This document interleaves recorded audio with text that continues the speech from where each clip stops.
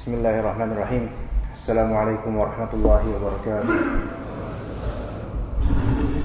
Innal hamdalillah nahmaduhu wa nasta'inuhu wa nastaghfiruh wa na'udzu billahi min shururi anfusina wa min sayyiati a'malina. May yahdihillahu fala mudilla lahu wa may yudlil fala hadiya lahu. Ashhadu an la ilaha illallah wahdahu la syarika lahu wa asyhadu anna Muhammadan 'abduhu wa rasuluhu la nabiyya ba'dah. Allahumma anta rabbi la ilaha illa anta khalaqtani wa ana 'abduk wa ana 'ala 'ahdika wa 'adika mastata'tu. A'udzu bika min syarri ma sana'tu. Abu'u laka bi ni'matika 'alayya wa abu'u bi dhanbi faghfir li fa innahu la yaghfiru dhunuba illa anta. Allahumma inna nas'aluka 'ilman nafi'a wa rizqan thayyiba wa 'amalan mutaqabbala. Alhamdulillah kita berkumpul di masjid ini dalam rangka berbekal diri kita masing-masing menuju ke bulan Ramadan. Yang bulan Ramadan di dalamnya diturunkan Al-Qur'an. Pada kali ini insyaallah kita akan membahas beberapa ayat yang berkaitan dengan puasa dan juga bulan Ramadan. Mungkin bagi sebagian kita pembahasan tentang ayat ini udah berulang kali seumur hidup, tetapi ala kulli hal tentu tidak semua dari kita telah memahami ayat-ayat tersebut berkaitan dengan puasa dan juga bulan Ramadan. Dan semoga Allah Subhanahu wa taala menjadikan majelis ini bermanfaat, di dalamnya ada barokah, karena kita duduk di dalam salah satu dari rumah Allah, membahas tentang ayat-ayat Allah dan membahas tentang hukum-hukumnya, membahas tentang tafsirnya. Semoga ini menjadikan kita lebih dekat kepada Allah dan membuat kita lebih siap lagi menuju ke Ramadan kali ini. Dan semoga Allah menjadikan Ramadan kita kali ini menjadi lebih baik daripada Ramadan tahun-tahun sebelumnya. Allahumma amin. Tapi saya minta tolong pinjamkan saya Al-Quran, mushaf, bisa pinjam mushaf. Jadi insyaallah kita akan membahas tafsir, ya. Jazakallahu khair, Mas. Insyaallah kita akan membahas tafsir. Bagi ikhwan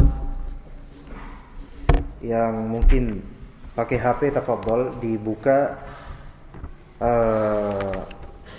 ayat 182 halaman ke-28. Kita akan membaca atau membahas tafsir ayat-ayat Al-Qur'an berkaitan dengan puasa Ramadan. Ya. Karena kalau anak pribadi lebih terbiasa ngaji itu ngaji kitab, dan lebih biasa mengajarkan atau ta'lim para hadirin itu melihat ke teks, ya, supaya lebih terpatri insyaallah. Maka dianjurkan di sini kalau misalnya ada HP yang ada Al-Qur'an di dalamnya, sambil melihat ke ayat dianjurkan. Ya, tapi jangan lihat ke yang lainnya, supaya fokus ke ayat insyaallah. Nah, surat Al-Baqarah kita tahu turun di Madinah, dan syariat kewajiban puasa Ramadan itu disyaratkan di Madinah, di periode Madinah tahun kedua. Nah, di sini kita insyaallah akan mengupas mulai dari ayat 183. Kalau berkaitan dengan puasa 183 sampai 187. Namun nanti kita lihat waktunya apakah cukup sampai semua itu atau tidak. Kalau kata panitia katanya sampai jam 7 ya Ustaz ya. Sampai jam berapa biasanya? Jam 7. Mungkin ada tanya jawab nanti pada sesi terakhir insyaallah. Tapi kita mulai dari 183. A'udzubillahi minasyaitonir rajim. Ya ayyuhalladzina amanu kutiba 'alaikumus shiyamu kama kutiba 'alal ladzina min qablikum la'allakum tattaqun. Ya ayyuhalladzina amanu, artinya kita tahu semua, wahai orang-orang yang beriman. Abdullah bin Mas'ud radhiyallahu anhu mengatakan, "Idza sami'tum Allah yaqul, jika kalian mendengarkan, atau idza sami'ta Allah yaqul, jika kalian mendengarkan Allah Subhanahu wa taala berfirman, ya ayyuhalladzina amanu, wahai orang-orang beriman, fa'ar'i sam'ak, maka hendaklah fokuskan pendengaranmu." Ya, fokuskan pendengaranmu berarti dengarkan dan sambil ada niatan dan upaya untuk mentadabburi. Kenapa wahai sahabat Abdullah bin Mas'ud? Karena pasti kalau misalnya ada ya ayyuhalladzina amanu, imma khairan ya tu'mar bih wa imma syarran tunha an. Kalau misalnya ada ya ayyuhalladzina amanu, pasti itu madmun atau isi kalamnya nanti ke depannya bakal imma bisa jadi kebaikan yang kamu diperintahkan dengannya, atau keburukan yang kamu dilarang akannya. Jadi pasti berkaitan dengan suatu hukum, dan hukum tersebut hukum yang penting. Allah Subhanahu wa taala mengkhususkan ya ayyuhalladzina amanu, wahai orang-orang yang beriman. Berarti sini khitab ini pernyataan untuk orang kedua. Orang keduanya adalah kita, kaum mukminin langsung. Beda dengan ya ayyuhan nas. Kalau ya ayyuhan nas, manusia semuanya. Tapi kalau misalnya ya ayyuhalladzina amanu, khusus nih berarti. Ibarat kalau misalnya wahai jemaah semuanya, itu umum. Tapi kalau misalnya wahai jemaah yang dari pesantren ini atau dari blok ini, itu berarti khusus. Maka orang-orang yang merasa dari blok atau pesantren tersebut, dia akan lebih yaqdha atau lebih terbangun. Nah, sekarang apakah kita merasa ketika mendengar ya ayyuhalladzina amanu tersinggung dengan ini? Ya, merasa. Ya ayyuhalladzina amanu, ini kita. Wahai orang-orang beriman. Kutiba alaikumus shiyam. Nah, di sini mungkin metode ta'limnya tahlil, yaitu perkata-perkata kita jelaskan ya, supaya jelas insyaallah. Kutiba alaikumus shiyam. Lafal kutiba itu merupakan fi'il madhi majhul. Dia aslinya kataba yaktubu. Kita tahu kataba yaktubu artinya apa, Pak? Menulis. Baik, menulis. Apakah kemudian kalau misalnya kita menemukan di kitab-kitab atau di buku terjemahan atau di Al-Qur'an terjemahan baik Depak atau lainnya, apakah dikatakan wahai orang-orang beriman telah dituliskan atas kamu puasa? Apakah itu terjemahannya? Bukan. Tapi terjemahannya diwajibkan. Loh, kok bisa? Kutiba kan makna harfiahnya ditulis. Maksud ditulis di sini adalah diwajibkan. Berarti kutiba maknanya furidha, difardukan, diwajibkan. Jadi kita harus tahu bahasa Al-Qur'an. Melalui apa? Melalui kitab-kitab tafsir. Itulah pentingnya kita belajar tafsir. Kutiba atau kataba atau yaktubun, pokoknya unsurnya kaf, ta dan ba. Dalam bahasa Al-Qur'an itu beragam macam makna. Tetapi ketika yang menjadi subjek atau pelakunya adalah Allah, itu kataballahu misalnya, Allah menetapkan. Jadi kataba atau kutiba kalau disandarkan kepada Allah artinya menetapkan. Nah, namanya bahasa lainnya qadha. Kita pernah mendengar qadha. Nah, qadha itu suatu istilah dalam syariat kita. Beriman kepada qadha dan qadar. Apa itu qadha? Ketetapan. Ya, kita tahu itu. Qadha bukan qadha masalah fikih ya, beda lagi nih. Nah, Masya Allah, berarti dalam Islam itu istilah sangat banyak tuh. Dan layak bagi kita orang Islam tahu istilah-istilah ini. Iya, nanti kalau kita ditanya sama orang non-muslim, "Bas, antum tahu qadha itu apa?" "Qadha apa ya? Enggak tahu saya." Nah, di sini kita ta'lim supaya tahu. Jangan enggak tahu terus. Qadha ini kita kasih tahu lebih lengkapnya. Qadha ada yang secara masalah akidah, ada yang masalah fikih. Kalau masalah fikih, qadha itu adalah menunaikan apa yang belum tertunaikan di waktunya. Qadha puasa misalnya. Qadha apalagi salat dan lain-lain. Itu masalah fikih. Masalah akidah, qada adalah ketetapan dari Allah. Nah, perlu diketahui ini masalah tauhid juga. Qada dalam masalah akidah terbagi menjadi dua macam. Ada qada syar'i, ada qada kauni. Ya, kita ulangi. Qada dalam masalah akidah, ketetapan Allah ada dua macam. Ada qada syar'i, syariat, ada qada kauni. Qada syar'i, ketetapan syariat itu adalah hukum-hukum syariat. Allah menetapkan salat 5 waktu wajib, itu qada syar'i. Allah menetapkan haji bagi orang yang mampu wajib, itu qada syar'i. Kalau qada kauni itu ketetapan hukum alam. Misalnya laki-laki berjenggot, perempuan enggak punya. Itu qada syar'i atau qada kauni? Kauni. Nah, ini harus tahu. Misalnya saya ini punya uang atau dapat gaji sebulan 8 juta misalnya. Itu syar'i atau kauni? Kauni. Bukan syar'i gitu kan. Misalnya pohon mangga, jazakallahu khair. Pohon mangga berbuah mangga. Qada syar'i atau kauni? Kauni. Baik. Nah, bahasa lain Al-Qur'an kutiba maknanya qudiya. Artinya apa? Ditetapkan. Sekarang ya ayyuhalladzina amanu, wahai orang-orang yang beriman, kutiba alaikumusiyam, ditetapkan atas kalian puasa. Pertanyaannya, ini ketetapan syar'i atau ketetapan kauni? Syar'i, alhamdulillah. Berarti udah paham ya. Jadi paham ketetapan syar'i ada, ketetapan kauni itu ada. Kauni itu berkaitan dengan hukum semesta alam, ya. Kalau syar'i berkaitan dengan hukum-hukum syar'i. Nah, semua ketetapan Allah Subhanahu wa taala. Berarti kita paham ya ayyuhalladzina amanu, sudah paham. Tadi ada perkataan Ibnu Mas'ud. Kemudian kutiba juga kita udah paham. Maknanya ditetapkan. Maksudnya ditetapkan di sini kalau dalam usul fiqih. Ya, kalau dalam ilmu alat usul fiqih, kutiba ala itu termasuk format pengwajiban. Berarti kutiba ala ditetapkan atasmu. Maksudnya diwajibkan atas kalian. Alaikum.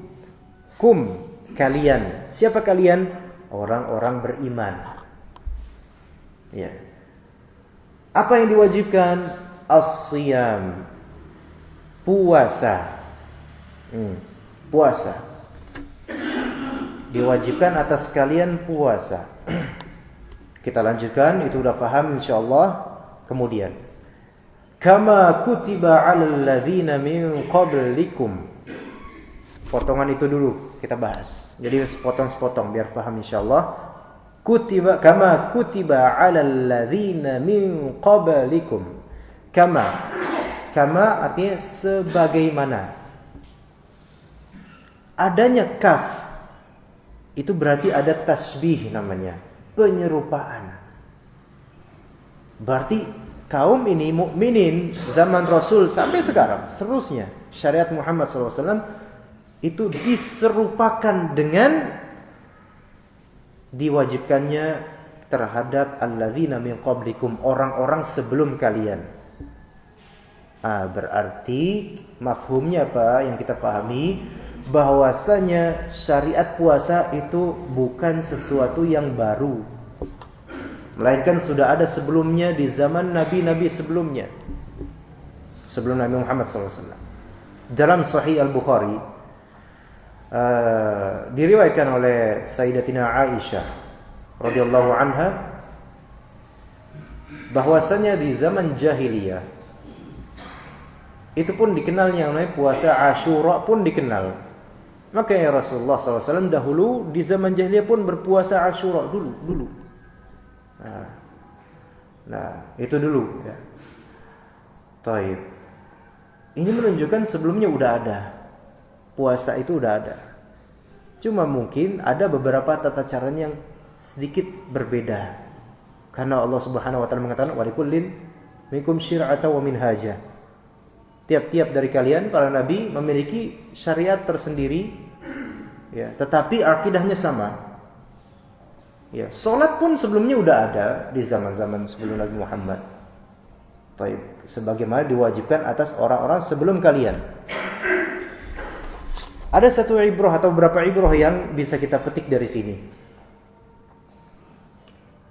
Pada zaman itu tentu hidupnya di padang pasir, daerah panas, ya. Kemudian bulan Ramadan pula diwajibkan puasa.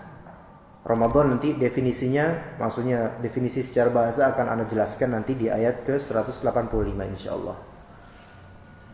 Panas, orang-orang gak kuat juga, capek, ya. Nahan makan, nahan minum, ya. Apalagi orang Arab pula, gitu kan. Nah, berat. Maka Allah Subhanahu wa taala menurunkan kama kutiba 'alal ladzina min qablikum. Maksudnya apa? Imam Ar-Razi rahimahullah dalam kitab tafsirnya Mafatihul Ghaib jilid kelima ketika menafsirkan ayat ini mengatakan, di sini ada ibrah bagus, kata beliau, dengan menyebutkan kama kutiba 'alal ladzina min qablikum. Apa ibrahnya? Ibarat gini, Pak, atau ibu-ibu sekalian rahimakumullah. Kalau kita menghadapi sesuatu yang berat, terus kita hadapi sendiri, itu kan lebih berat jadinya.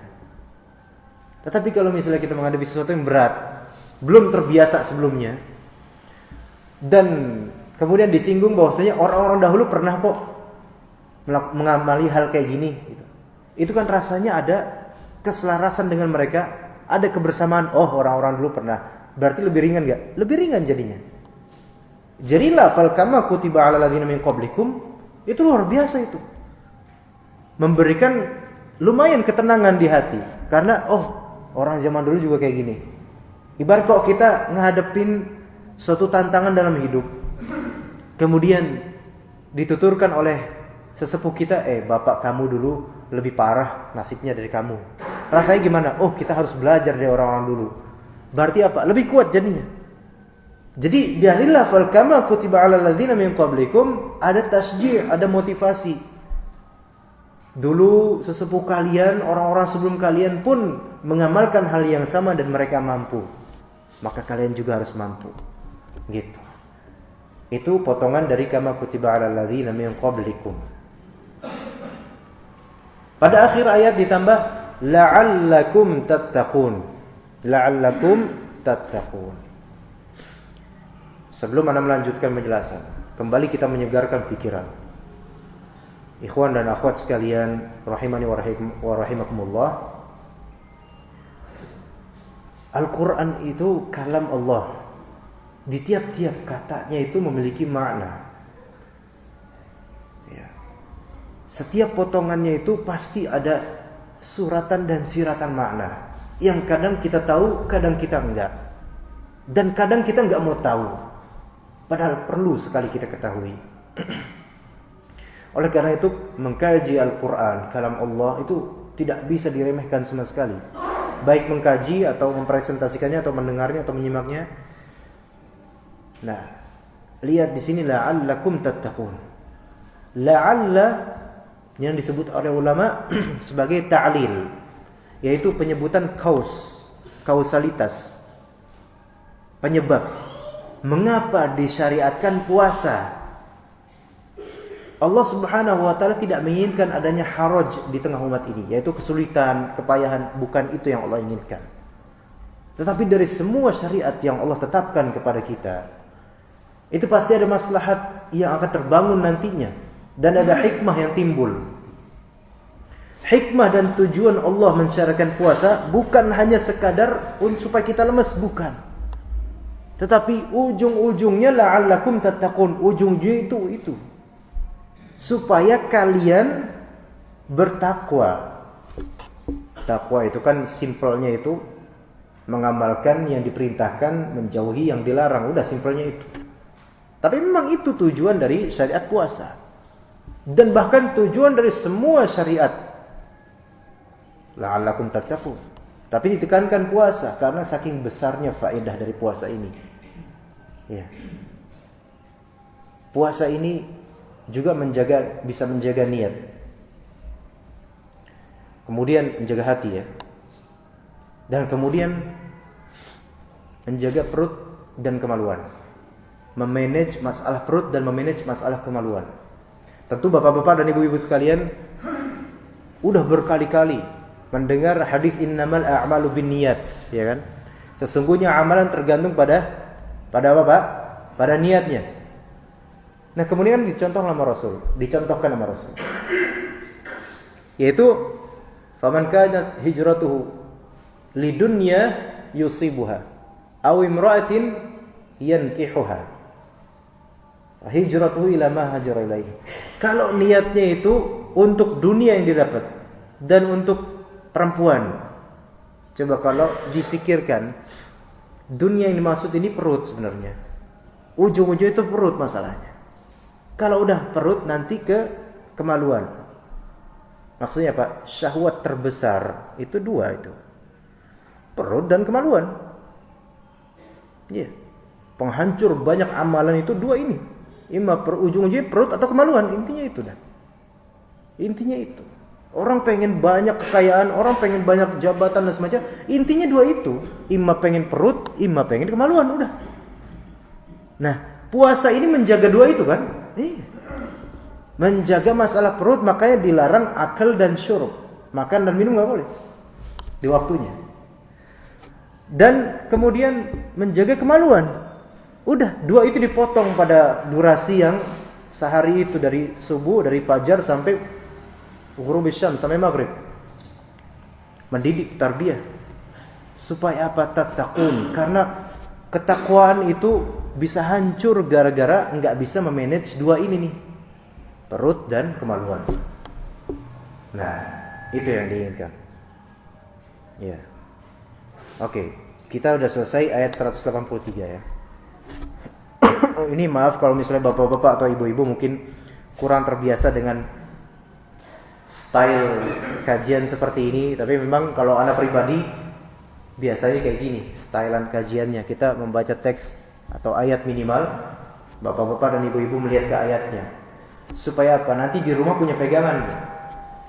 Pas di rumah nanti baca Quran, baca ayat ini, itu ngerti apa maknanya. Bahkan ngerti tafsirannya. Ya, coba kita murojaah, ya ayyuhalladzina amanu, tadi kata Ibnu Mas'ud, kalau mendengar ya ayyuhalladzina amanu, fokus telinganya. Karena apa? Imma kebaikan yang diperintahkan, imma keburukan yang dilarang. Untuk orang-orang mukmin khusus. Kutiba alaikumusiyam. Tadi kutiba artinya apa, Pak? Diwajibkan. Prosesnya tadi penjelasan Anda kutiba yaitu qudhiya, ditentukan, diqodokkan. Qadha itu ada yang dari tinjauan akidah dan ada dari tinjauan fiqih, syariat fiqih. Kalau dalam tinjauan fiqih itu makna qadha adalah mengamalkan apa yang belum sempat teramalkan pada waktunya. Itu intinya seperti itu. Kalau dalam akidah qadha terbagi menjadi berapa, Pak? Dua ya. Ada qadha syar'i, ada qadha kauni. Misal Rasulullah mengatakan a'ful lihyah, peliharalah jenggot, biarin jenggot itu, enggak usah diapa-apain. Misalnya. Tapi itu ketentuan Allah bukan? Ketentuan Allah. Itu ketentuan syar'i atau kauni? Syar'i, alhamdulillah. Alhamdulillah. Nah, kalau misalnya saya punya jenggot. Itu takdir bukan? Takdir itu. Qadha bukan qadha, tapi syar'i atau kauni? Kauni. Mas yang ini enggak punya jenggot. Emang enggak punya, enggak ditakdirkan punya gitu misalnya. Ini qadha kauni. Orang yang memang kauniyahnya sudah seperti itu, enggak bisa dipaksa harus punya jenggot. Mas, kenapa kamu kok enggak pakai jenggot? Loh, emang saya enggak dikasih sama Allah. Masa dipaksa?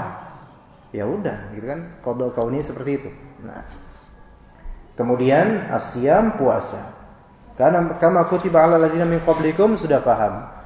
Dan juga kenapa Allah Ta'ala singgung tentang orang-orang sebelumnya supaya kaum muslim ini, orang-orang beriman ini kuat. Oh, zaman dahulu ada, kita harus kuat seperti mereka. La'allakum tattaqun, itu sebab mengapa disyaratkan puasa supaya kita bertakwa. Kita langsung menuju ke ayat 184. Ayyaman ma'dudat. Ayyaman ma'dudat yaitu hari-hari yang ma'dudat. Ma'dudat, ada ulama mengatakan ma'dudat maknanya adalah muqaddarat. Muqaddarat maknanya ditakar, tertakar. Berarti hari ini tafsiran pertama maknanya hari-hari yang sudah Allah takar gitu loh. Sudah Allah ukur. Kemudian makna yang kedua kata para ulama, ma'dudat maknanya qalilat. Artinya apa? Qalilat artinya sedikit. Ya, jadi ada dua tafsiran ulama terhadap ma'dudat. Ma'dudat yang pertama artinya apa? Tertakar, terukur. Maksudnya hari-hari ini sudah diukur oleh Allah. Tidak boleh ditambah-tambah lagi. Maksudnya memang sudah segitu aja yang diwajibkan. Itu pertama tafsiran. Tafsiran kedua, makna ma'dudat apa tadi? Qalilat, sedikit.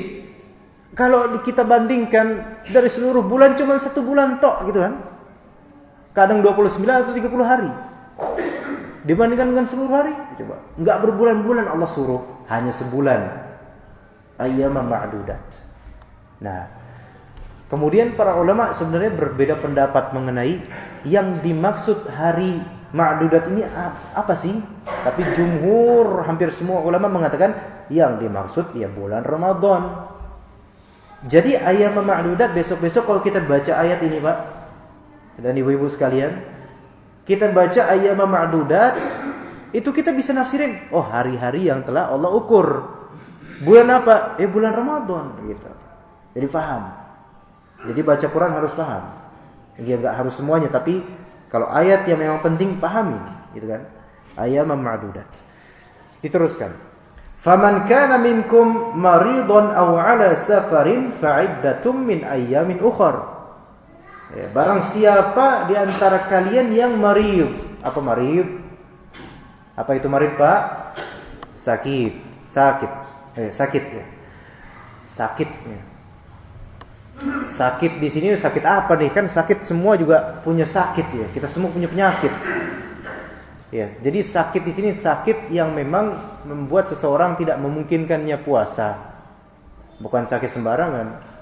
Jerawatan pun dia nggak penyakit, tapi nggak ada nyambungnya sama puasa dia. Nah, satu penyakit sakit ya. Kedua safar. Barang siapa yang sakit ada batasannya, safar ada batasannya juga. Maka fa'iddatun, maka hitungan atau bilangannya silakan diamalkan min ayyamin ukhor, dari hari yang lain. Maksudnya kalau nggak bisa bulan itu karena sakit atau safar, maka fadhol di qada di setelah Ramadan, bulan Syawal atau seterusnya semampunya. Ya, dengan jumlah bilangan yang sama dari yang ditinggalkan dari bulan Ramadan. Ini namanya qada ya. Ini namanya qada secara fiqih. Menunaikan apa yang belum sempat tertunaikan pada waktunya secara syar'i. Baik. Itu ayat 184. Nanti di ayat 145 akan ada juga kalimat itu, wa man kana maridun aw 'ala safarin fa'iddatun min ayamin ukhra. Tetapi 184 dengan 185 ceritanya beda. Akan Anda jabarkan sebentar lagi ya. Tapi kita teruskan dulu sebentar. Wa 'alal ladzina yutiqunahu fidyatun ta'amu miskin. Dan ala di sini atas, maksudnya diwajibkan atas alladzina yutiqunahu, orang yang mampu tapi wah kesulitan banget. Mampu tapi kesulitan. Itu membayar fidyah. Ya, fidyah di sini kata para ulama ini fidyah sama dengan kafarah, juga bisa dimaknai kafarah. Al-muhim fidyah ta'am miskin, ngasih makan seorang miskin satu tok gitu loh. Miskin satu orang saja, satu porsi makan untuk satu hari yang ditinggalkan. Atau bahan makanan pokok lah. Tapi lebih simpelnya enaknya kita beli nasi padang taruh satu gitu kan. Enak dah. Baik. Itu aja enggak apa-apa. Nah, faman tatawwa'a khairan fahuwa khairul lah. Barang siapa yang bertatawwu, nambah kebaikan, maksudnya enggak cuma satu nasi padang kasih ke satu orang miskin untuk satu hari, nih saya kasih 2 bungkus nasi padang buat kamu. Kalau misalnya mau nambah kayak gitu, maka fahuwa khairun lah. Itu lebih baik buat kamu. Wa antasumu khairul lakum, tetapi kalian berpuasa itu lebih baik daripada kalian bayar fidyah.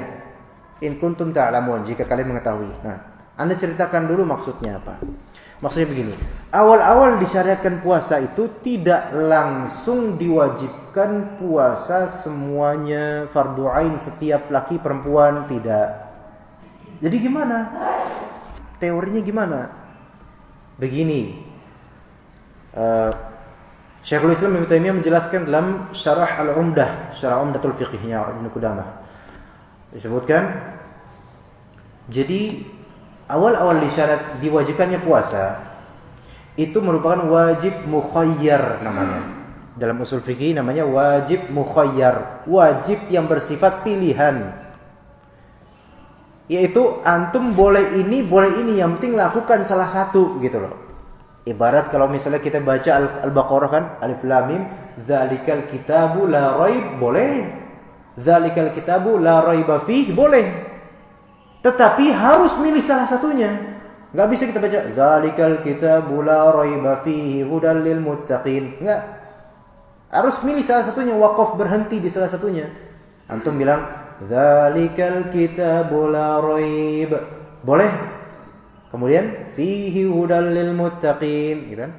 Atau dzalikal kitabu la raiba fih, boleh. Tapi harus berhenti. Hudal lil muttaqin. Nah, ini namanya pilihan atau kewajiban yang bersifat pilihan. Antum mau ini boleh, yang ini boleh, tetapi harus pilih salah satu. Enggak boleh, ini enggak mau dua-duanya, enggak bisa. Harus pilih salah satu. Nah, kata Syekhul Islam Ibnu Taimiyah, dulu di awal-awal pensyariatan puasa itu dipilih. Orang itu boleh pilih. Muslim boleh pilih. Antum kalau misalnya mau puasa itu lebih baik. Tapi kalau misalnya antum mau bayar fidyah, ya udah enggak apa-apa tanpa puasa. Jadi misal antum berada di zaman itu misalnya disyariatkan puasa. Wah, puasa nih ana belum biasa ya udah dah. Ya Rasulullah, ana bayar fidyah aja. 1 hari ana enggak puasa, berarti 1 makanan nasi padang ya Rasulullah buat orang miskin, gitu kan? Boleh enggak waktu itu? Waktu itu boleh, ya sekarang enggak boleh. Kalau sekarang kayak gitu semua bakal nanti banyak sedekah, orang-orang enggak puasa, enggak sah, itu enggak boleh. Nah, dulu kayak gitu awal-awal tuh. Jadi, saya mau sedekah aja lah, fidyah aja lah, enggak usah puasa. Boleh, tapi wajib fidyah. Kalau dia udah puasa, maka enggak harus fidyah, gitu loh. Dulu kayak gitu pilihannya. Makanya saya kata Syekhul Islam, pada kala itu manusia itu terbagi menjadi 3 tingkatan. Yang paling tinggi adalah mereka yang berpuasa. Itu paling tinggi martabatnya. Makanya wa antasumu khairul lakum. Kalian puasa itu lebih baik daripada tidak, daripada bayar fidyah. Maka tingkatan paling tinggi ketika itu adalah yang berpuasa.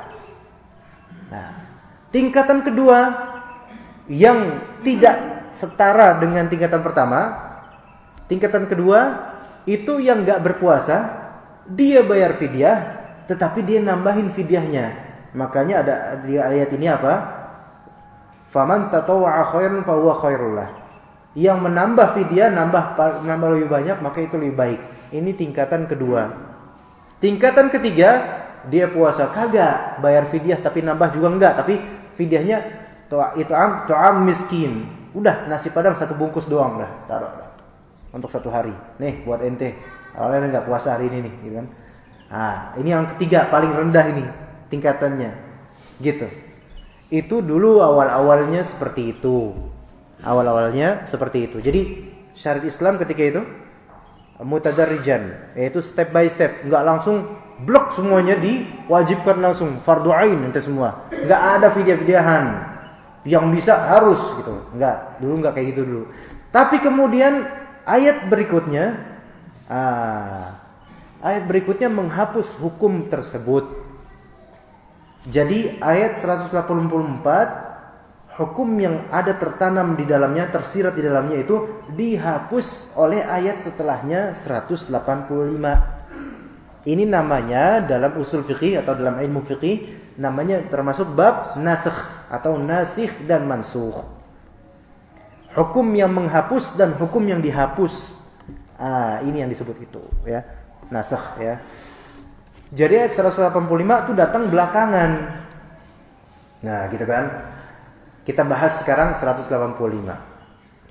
Syahrul Ramadan alladzi unzila fihi al-Qur'an. Syahr itu bulan kalau bahasa kitanya. Asal makna syahr itu adalah terkenal, dikenal. Apa yang dikenal dengannya, makanya ada tersohor, syuhrah, itu terkenal artinya. Kemudian syahr apa ini? Syahr Ramadan. Nah, tadi syahr sudah paham, Ramadan sekarang. Ramadan, para ulama berselisih pendapat mengenai asal makna Ramadan secara bahasa. Tetapi yang pernah saya dapatkan dari kalau nggak salah Ibnu Abbas atau yang lainnya atau Mujahid, saya lupa. Al-muhim salaf kita mengatakan bahwasanya Ramadan itu aslinya adalah berasal dari makna atau hararatul hajar atau hararatul hijarah bisababi hararatis syams. Panasnya batu disebabkan panasnya matahari. Ya. Jadi intinya makna Ramadan itu panas. Jadi kalau misalnya Ramadan kepanasan ya wajar. Ya, walaupun memang kadang-kadang masuk ke musim dingin, tapi asalnya dia Ramadan itu panas, gitu kan. Baik, bulan Ramadan. Dan nggak boleh ngeluh juga, panas nih, itu nggak boleh ngeluh juga, ditahan aja. Bulan Ramadan, tapi ini ada perkataan Mujahid ya, yang ini perkataan Mujahid ini. Diriwayatkan oleh kalau nggak salah Imam At-Tabari dalam tafsirnya, bahwasanya Ramadan kata beliau yang merupakan ismun min asma'illah, salah satu nama dari nama-nama Allah. Itu kata Imam Mujahid, salah seorang ahli tafsir. Tetapi yang mendukung kalimat ini adalah hadis yang wallahu a'lam sahihnya, enggak tahu sahih atau dhaif, tapi sepertinya dhaif. Bahwasanya Rasulullah melarang kita mengatakan telah datang Ramadan. Dilarang ngomong gitu dalam hadis yang itu. Kenapa? Karena Ramadan adalah nama Allah, berarti telah datang Allah gitu. Dalam hadis seperti itu. Tapi ini sepertinya terindikasikan hadisnya lemah. Ya, jadi perkataan bahwasanya Ramadan adalah nama Allah itu kita tinggalkan saja. Kita tinggalkan, ya. Lagi pula memang tidak dikenal Ramadan sebagai nama Allah. Kita tinggalkan kalimat itu, ya. Sekarang syahrul Ramadan, ini bulan Ramadan, bulan yang panas, bukan? Syahrul Ramadan alladzi unzila fihil Qur'an, yang diturunkan fihi, di dalamnya. Hi di sini kembali ke syahrul Ramadan. Quran diturunkan pada waktu Ramadan. Nah, sekarang kita membahas bukan bulannya tok di sini, membahas tentang nuzulul Quran, turunnya Al-Quran. Para ulama berselisih pendapat mengenai makna Al-Quran diturunkan pada bulan Ramadan. Tapi sebelumnya saya kasih brainstorming dulu. Kita tahu bahwasanya kitab Allah itu tidak cuma Al-Quran, tetapi yang paling terbaik, paling bagus adalah Al-Quran. Sebelumnya sudah ada Suhuf Ibrahim, sudah ada Taurat, Injil, Zabur, dan lain-lain yang tidak kita ketahui. Semua kitab sebelum Al-Quran itu turun secara langsung satu paket. Langsung satu paket, itu satu kitab. Nabi Musa langsung, Injil langsung. Kecuali Al-Quran saja. Al-Quran turun secara munajjaman, atau bahasa Inggrisnya itu gradually, berangsur-angsur. Ya, kita tahu itu. Makanya ada yang namanya sababun nuzul, berangsur-angsur sesuai dengan peristiwa yang Allah kehendaki. Ada perang ini turun ayat ini, ada kasus ini turun ayat ini. Coba kok kita bayangkan mana yang lebih enak? Ya yang kedua ini, yang syariat yang dibawa oleh Nabi Muhammad. Kalau dahulu langsung satu buku, satu kitab. Tapi zamannya Nabi Muhammad berangsur-angsur. Itulah rahmat Allah kepada Nabi Muhammad dan kaumnya dan umatnya. Alhamdulillah. Dipermudah itu. Ya, ibarat kalau misalnya kita nih Pak dikasih sama bos tugas seabrek ya. Satu paket langsung banyak. Dari A sampai M ya. Tugasnya banyak banget. Dah, kerjain semua. Targetnya sekian. Waduh, rasanya gimana? Tapi kalau ada bos yang rahim, yang berkasih sayang gitu. Nah, ini A dulu kamu kerjain. Dan tentang waktu itu, oh nanti besok-besok B. Besok-besok lagi C. Nah, itu kan lebih enak itu. Itu syariat Nabi Muhammad seperti itu. Nah, sekarang gimana mengkolaborasikan kenyataan Al-Quran turun di berbagai peristiwa dengan ayat syahrul Ramadan alladzi unzila fihil Quran. Nah, ini bapak-bapak dan ibu-ibu Anda harap tahu, sehingga nanti kalau misalnya ketemu dengan non-muslim bisa ngejawab. Syubhat ini jadinya nanti. Ya nanti ditanya sama muslim. Pak, antum kan muslim nih. Oh, alhamdulillah. Al-Quran itu turun kapan, Pak? Al-Quran turun bulan Ramadan. Oh Allah, yang benar. Iya bulan Ramadan, syahrul Ramadan alladzi unzila fihil Quran. Wah, hafal ayatnya Masya Allah. Kemudian, oh gitu ya Pak. Terus bukannya wahyu yang turun melalui malaikat Jibril kepada Nabi Muhammad SAW itu turun kan berkali-kali, berangsur-angsur. Nah, ayo gimana ya jawabnya tuh? Wah ya juga ya. Nah, di sini di ayat Quran turun bulan Ramadan. Tapi ini turun berangsur-angsur loh. Dan pasti ada yang di luar Ramadan. Waduh, gimana nih? Tabrakan berarti ini. Nah, makanya kita perlu tahu perkataan salaf tentang ini. Ibnu Abbas radhiyallahu anhu, kita tahu Ibnu Abbas adalah seorang mufassir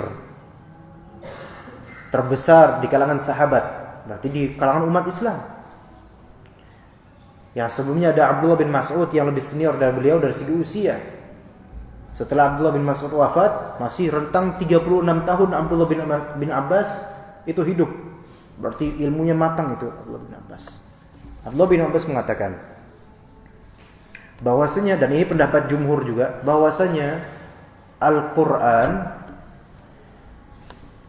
itu turun secara paketan langsung satu Al-Quran ke Baitul Izzah di langit dunia, namanya Baitul Izzah, di malam Lailatul Qadar. Ini juga nanti antum harus menjawab, Mas, Al-Quran turun kapan Mas? Oh, turun di bulan Ramadan. Tepatnya kapan? Di Lailatul Qadar. Loh, bukannya peristiwa itu banyak di zaman Nabi Muhammad terus turun berangsur? Nah, kan bingung jawabnya. Nah, jawabnya begini. Ibnu Abbas mengatakan bahwasanya Al-Quran turun ke Baitul Izzah. Ya, Allah Ta'ala turunkan ke Baitul Izzah di langit dunia. Langit dunia berarti langit paling rendahnya ini nih. Tapi kita nggak bisa ngelihat. Nah, turun ke sana, diturunkan oleh Allah Ta'ala dengan cara yang tidak boleh kita bayangkan. Ya, kaifiyah majhulah, nggak boleh kita bayangkan. Ya. Kemudian ini apa nih? Syuruk. Bukan habis kajian, bukan. Ya kalau misalnya habis kajian sih habis kan. Jam berapa kita kira-kira? Oh masih lama insyaallah. Sampai mana tadi? Ke Baitul Izzah diturunkan. Nah, kemudian dari situ ya mulailah kemudian secara gradual berangsur turun. Awal turunnya kapan? Ayo. Yaitu surat apa yang pertama kali turun? Al-Alaq. 5 ayat pertama, Iqra bismi rabbikal ladzi khalaq. Itu kapan turunnya? Itu ternyata turunnya di bulan Ramadan di Lailatul Qadar juga. Makanya sebagian orang berpendapat yaitu ayat yang turun pertama kali di Lailatul Qadar bulan Ramadan pas Nabi SAW berta'abbud atau bertahannuts atau bahasa sekarang kayak bertapa gitu di Gua Hira. Ya, tapi itu bertapa dalam artian itu terlalu vulgar kalau bertapa. Berta'abbud di situ bukan termasuk syariat sekarang. Maksudnya sebagian dari Sufiyah ini mereka berdalil dengan ini. Padahal itu bukan syariat Islam. Nggak bisa dipegang, nggak bisa dijadikan pegangan. Seandainya itu pegangan, maka tentu para sahabat orang yang paling pertama ziarah Gua Hira. Tapi nggak ada tuh riwayat sahabat berbondong-bondong ke Gua Hira bertapa, nggak ada. Maka sekarang masalah khalwat gitu kan, di saung-saung, di tengah hutan, di apa dekat pohon, ya, diem itu lebih dekat ke yoga, itu lebih dekat ke agama lain.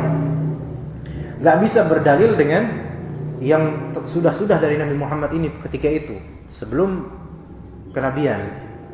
Nah, itu turun tuh. Nah, mulai dari situ tuh malaikat Jibril menurunkan dari Baitul Izzah ke Nabi Muhammad di dunia. Begitu. Jadi begitu teorinya, kata Ibnu Abbas, dan ini pendapat yang masyhur di kalangan ahli tafsir. Dan begitu jawabnya nih, Pak. Ketika antum ditanya, Al-Qur'an turun kapan? Bulan Ramadan. Tepatnya kapan? Inna anzalnahu fi lailatul qadar. Di malam Lailatul Qadar. Oh, masa sih? Kok yang kita tahu Al-Quran turun tuh berkali-kali? Wah, gimana tuh? Turunnya satu paket ke Baitul Izzah di bulan Ramadan di Lailatul Qadar. Tetapi turunnya ke dunia ke Nabi Muhammad dari Baitul Izzah melalui malaikat Jibril itu bukan hanya di bulan Ramadan, bukan hanya di bulan Ramadan, tapi di berbagai bulan sesuai dengan peristiwa yang Allah inginkan. Ya, tapi pertama kali turun di bulan Ramadan. Pertama kali turunnya. Ya, taib. Syahrul Ramadan alladzi unzila fihi al-Qur'an. Buat apa diturunkan Al-Qur'an? Buat apa? Hudal linnas, satu, wa bayyinatin minal huda wal furqan, dua. Jadi dua hal. Tujuannya dua. Dan intinya tujuannya untuk menunjuki manusia. Udah intinya itu. Pertama apa? Huda, sebagai petunjuk linnas. Nah, linnas, lihat, linnas untuk annas. Padahal tadi nyinggung orang-orang beriman, tapi ternyata linnas, alif lam nas, annas. Ini namanya alif lam al-jinsiyah namanya. Jenis manusia. Petunjuk untuk seluruh jenis manusia tanpa kecuali. Bahkan jin juga. Ya. Hudal linnas, untuk semua manusia. Petunjuk. Yang kedua, wa bayyinatin, bayinat. Bayinat artinya sesuatu yang jelas atau penjelas dari petunjuk tersebut, dan furqan, dan pembeda. Penjelas dari pembeda antara yang hak dan batil, halal dan haram. Berarti Al-Quran itu global dan rinci sebenarnya ada di Al-Quran. Ya, tapi kemudian dirinci oleh sunnah nabawiyah. Nah, taib. Faman syahida minkumus syahra falyasum. Nah, ini masuk kita ke petikan ayat yang menghapus hukum ayat sebelumnya. Ya, kalau ayat sebelumnya itu kan orang dipilih. Antum mau puasa, fadhol.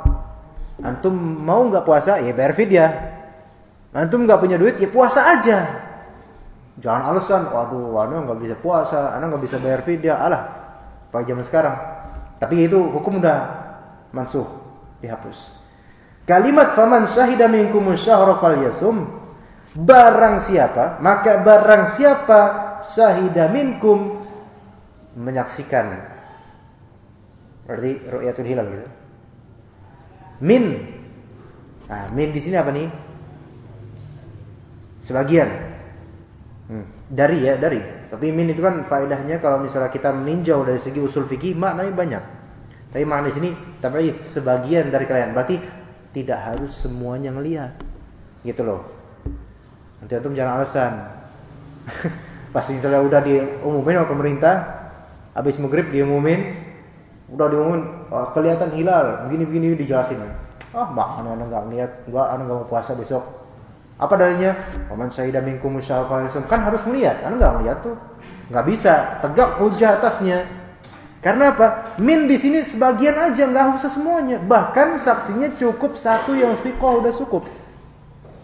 Jadi kalau misalnya ada satu orang ngelihat hilal jelas gitu kan, yakin itu hilal dan dia thiqah, dia tahu itu hilal, dia tahu itu ilmunya tahu, thiqah ya, bukan orang macam-macam gitu kan. Udah ngabarin ke umat, udah tegak hujah atas mereka, puasa besok. Gitu dah. Gitu.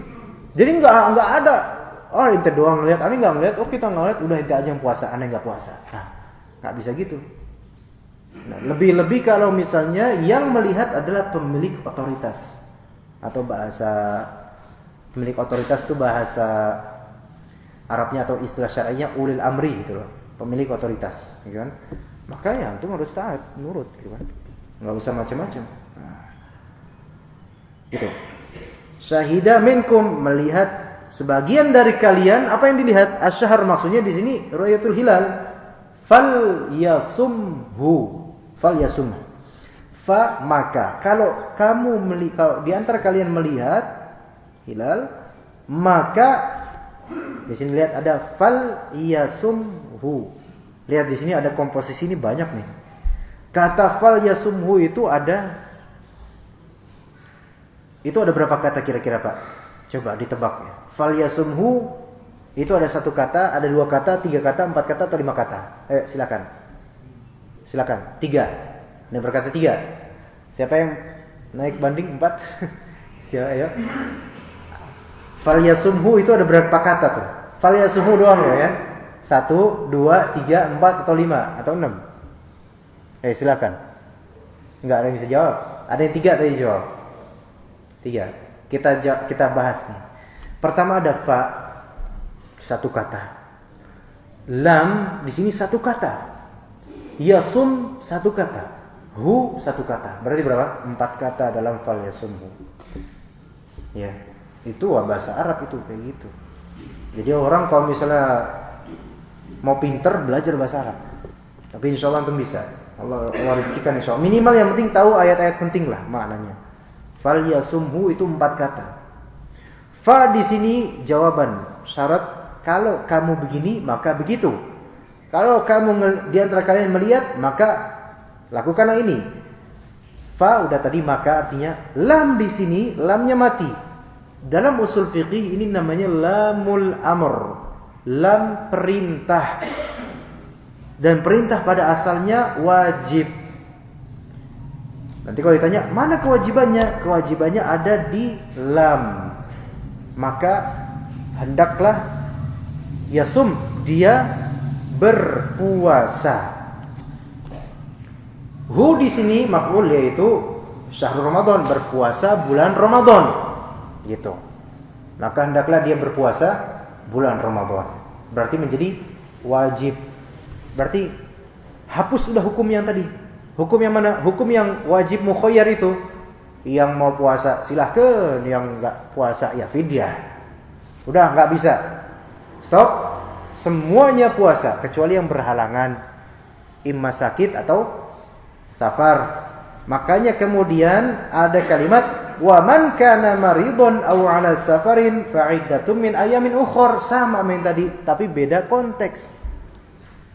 Ya mungkin selama ini kalau antum baca satu halaman ini, satu page ini, loh kok ini diulang 2 kali sih? Maknanya sama, tetapi konteksnya beda. Kalau 184 yang tadi sebelumnya itu dalam konteks wajib pilihan. Kalau yang 185 itu dalam konteks syariat yang baru, yaitu yang telah menghapus yang sebelumnya. Ini sekarang kita pakai yang 185 ini. Wajib bagi kita untuk berpuasa. Siapa yang sakit? Nah, sakit itu kan ada macam-macam, Pak. Ada sakit yang enggak boleh kita enggak puasa, harus puasa. Sakit panu misalnya, tetap harus puasa, enggak ada nyambungnya itu. Atau sakit apa? Flu, pilek biasa, enggak boleh. Harus puasa. Sakit yang membolehkan kita iftar pun ya itu ada macamnya.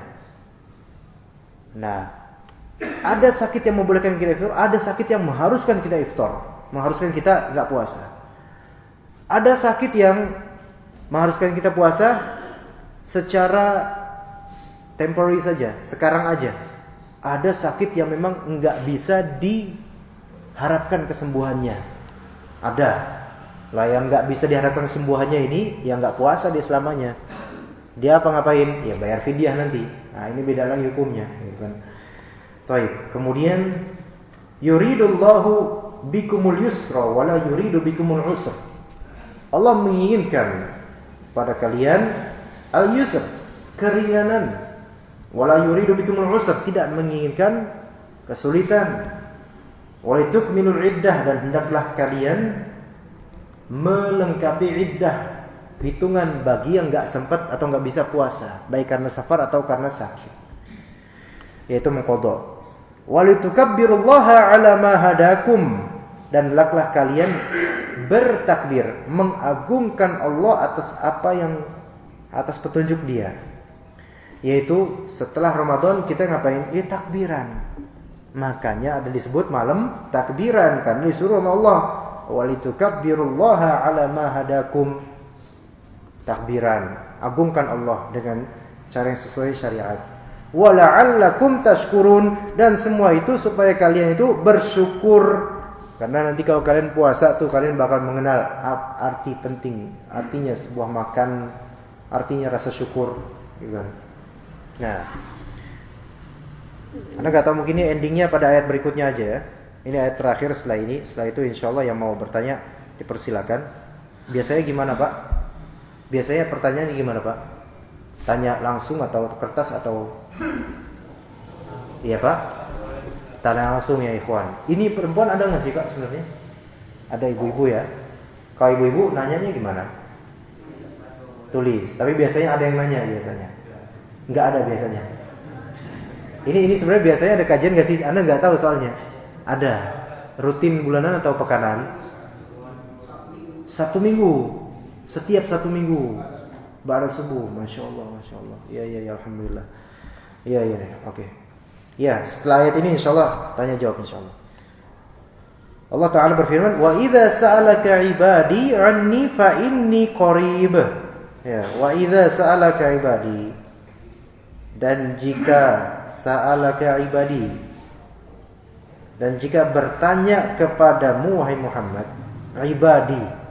Ibad itu jamak dari abd. Ibad jamak dari abd, hamba. Nah, jika hamba-hambaku bertanya kepadamu. Nah, ini perhatikan nih. Hamba-hambaku. Kelembutan Allah Subhanahu wa taala. Di sini ibadi mudhaf ilaih. Allah Ta'ala menisbatkan hamba-hamba pada dirinya. Ini berarti siapa nih? Orang-orang muslim. Ya wahai Muhammad, kalau misalnya hamba-hambaku, orang-orang muslim, sahabat-sahabatmu itu bertanya tentang aku, ya. Kan bertanya anni, tentang aku. Karena para sahabat bertanya, wahai Rasulullah, apakah Allah itu dekat atau jauh? Itu sebab nuzulnya, kata para ulama mufassirun. Sebabnya ketika itu para sahabat bertanya kepada Rasulullah, wahai Rasulullah, Allah itu dekat atau jauh sih? Maksudnya apa? Pertanyaan itu maksudnya apa sih? Ya antum jangan suudzon sama sahabat. Sahabat Nabi bertanya, ya wahai Rasulullah, Allah itu dekat atau jauh? Karena gini, kalau misalnya engkau jawab Allah itu dekat, maka kami cukup bermunadat. Munada, nida. Ya.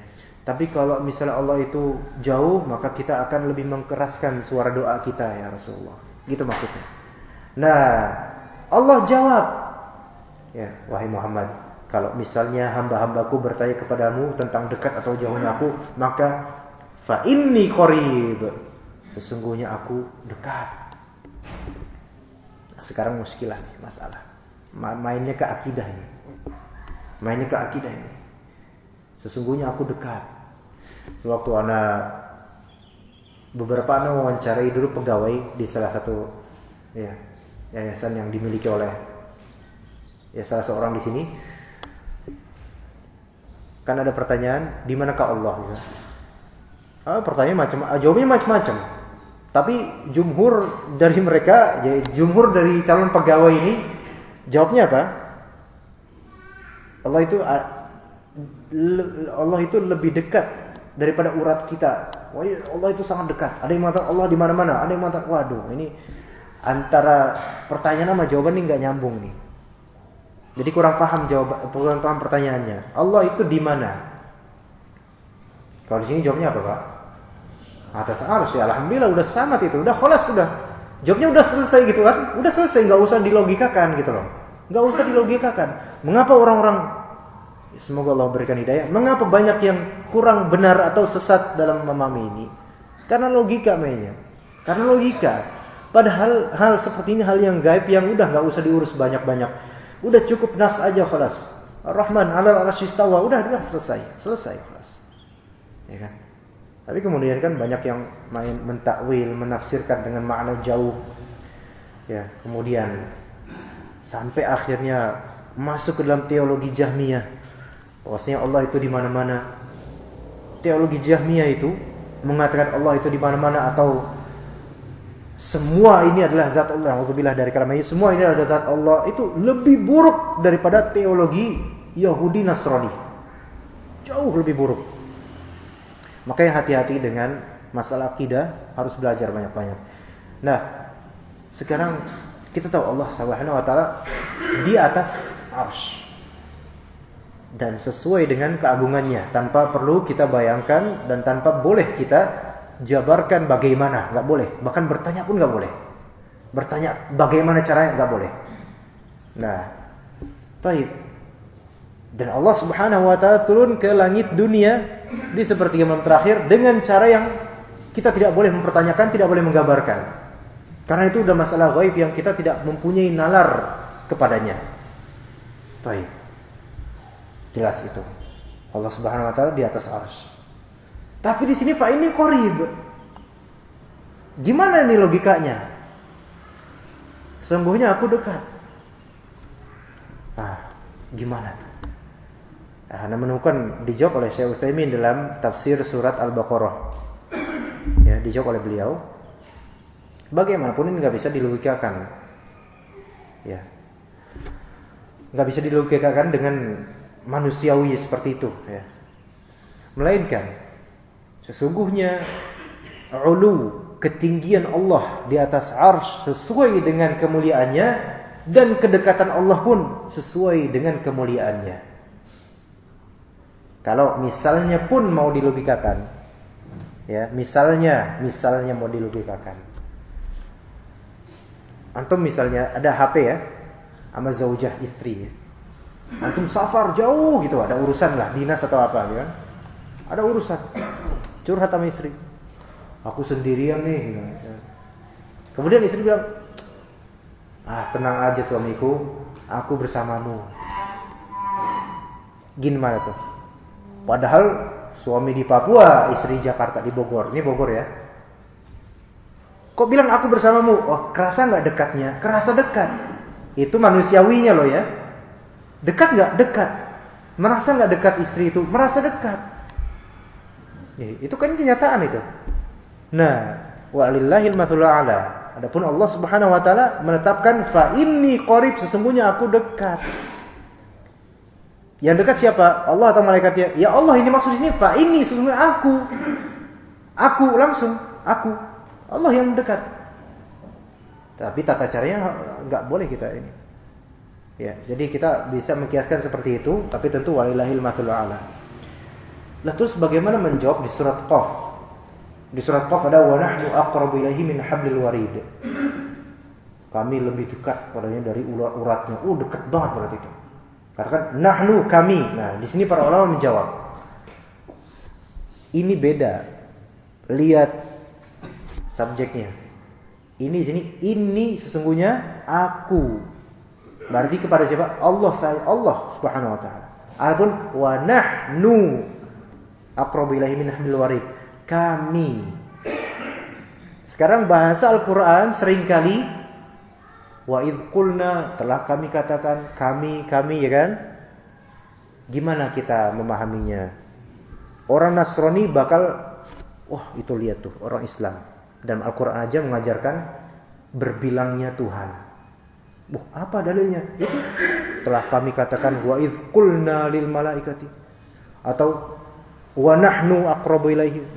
Kami kan menunjukkan lebih dari satu. Berarti Tuhannya orang Islam lebih dari satu. Gimana jawabnya itu? Jawabnya ada dua cara. Ini perhatikan nih, untuk menjawab nih sobat-sobat. Jawabnya dengan dua cara. Tapi jawaban Ahlus Sunnah ya, bukan jawaban lainnya. Nahnu itu dalam bahasa Arab bisa bermakna pengagungan diri, bisa bermakna perendahan diri. Ini perhatikan baik-baik ya Pak ya. Maaf ini agak serius nih ya. Tapi emang masalah serius ini, bukan masalah main-main. Kalau main-main ya nggak usah ngaji gitu kan. Nahnu, kami, dalam bahasa Arab, bahkan dalam bahasa Indonesia sekalipun, itu bisa bermakna pengagungan diri, bisa bermakna perendahan diri. Contohnya, kalau Allah Ta'ala mengatakan kami, itu seringkali konteksnya untuk mengagungkan dirinya, bahwa dia adalah raja. Tapi ada di dalam Al-Quran, kami ditujukan bukan pengagungan diri, tapi untuk perendahan diri. Apa dalilnya? Iyyaka na'budu. Na'budu, nun, kami. Wa iyyaka nasta'in. Antum ketika baca Iyyaka na'budu, kepada Engkaulah kami. Kami di sini apakah mengagungkan? Enggak. Merendahkan, bahkan mendoakan orang-orang sekitar. Ihdina, itu menunjukkan rendah.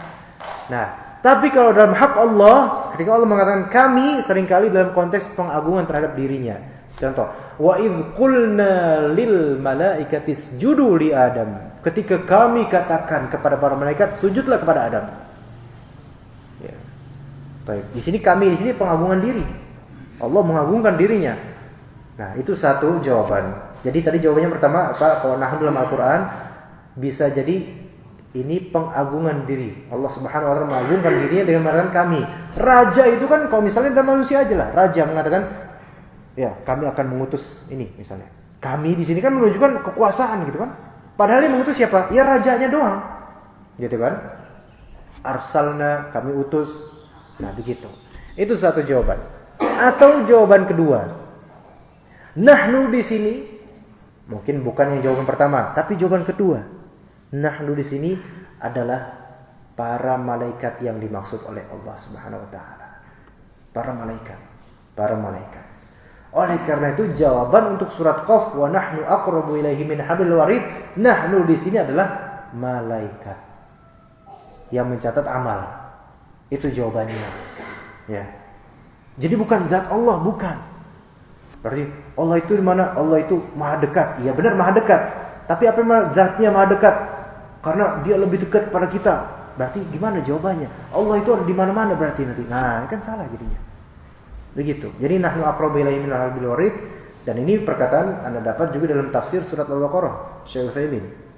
Ya, wallahu a'lam. Fa inni qarib, yaitu aku dekat. Kedekatan yang tidak bisa dikiaskan. Ujibu da'watad da'i idza da'an. Aku menjawab, aku menjawab dakwah ad-da'i. Dakwah di sini bukan dakwah kayak ini tabligh atau apa, bukan. Dakwah di sini maknanya doa. Da'watad da'i, ad-da'i maknanya yang berdoa. Lihat di sini ad-da'i ada alif lam. Alif lam yang dimaksudnya alif lam jinsiyah, yaitu semua jenis orang yang berdoa. Idza, kalau, jika, da'an, jika dia berdoa kepadaku. Kalimat ini banyak maknanya nih. Tauhidnya besar. Allah Subhanahu wa taala menjanjikan apa? Ujibu. Aku menjawab doanya semua pendoa, siapapun dia, bahkan jika dia orang non-muslim sekalipun. Tapi jika da'an, jika dia memang doa, minta kepada siapa? Ni di sini aku artinya nih. Da'ani, ni di sini jadi meremehkan, artinya aku. Nah, ini tauhid uluhiyah nih. Tauhid uluhiyah menunjukkan bahwasanya kalau doa tuh hanya langsung kepada Allah saja, mintanya sama Allah gitu. Nah, jika dia doa langsung kepadaku, makanya misalnya Mu'adz bin Jabal waktu diutus ke Yaman, kata Rasulullah, wattaqi da'watal mazlum, takutlah kamu sama doanya orang yang dizalimi. Al-mazlum di sini ini jenis Itu siapapun yang dizalimi, yang merasa dizalimi, hati-hati sama doa orang itu, walaupun dia musyrik, walaupun dia kafir. Kenapa? Fa innahu laisa bainaha wa bainallahi hijab. Enggak ada hijab itu antara doanya dia sama Allah itu langsung dijawab oleh Allah, walaupun dia musyrik. Kenapa? Karena orang yang dizalimi itu biasanya langsung ngadepnya ke Allah dia. Langsung ikhlas dia. Makanya dalam satu ayat itu ada orang-orang yang waktu di laut itu hampir tenggelam, ya, bergejolak, ombak dan semacamnya. Kemudian mereka berdoa kepada Allah mukhlis, ikhlas banget doa sama Allah. Padahal sebenarnya syirik itu, musyrik aslinya. Tapi langsung doa kepada Allah. Allah jawab. Ujibu da'watad da'i idza da'an. Jadi syaratnya tuh kalau misalnya dia benar-benar doanya langsung kepada Allah gitu. Tanpa syirik-syirik itu enggak. Langsung Allah jawab. Tapi jawaban Allah tentu ya itu jawaban Allah terserah Allah. Allah menjawabnya dengan bentuk yang lebih baik pastinya. Tapi kapan, di mana, bagaimana itu terserah Allah. Oke. Falyastajibu li, maka hendaklah mereka ini menjawab perintahku, wal yu'minu bi, dan hendaklah mereka ini beriman kepadaku, la'allahum yarshudun. Semoga mereka menjadi orang-orang yang baik dan terpelajar. Baik, itu cukup sampai sini untuk tafsirannya. Silakan bagi ikhwan, bapak-bapak yang mau bertanya dipersilakan. Kita cukup sampai sini aja. Alhamdulillahirabbil alamin. Ya, Assalamualaikum warahmatullahi wabarakatuh. Waalaikumsalam warahmatullahi wabarakatuh. Terima kasih Ustaz.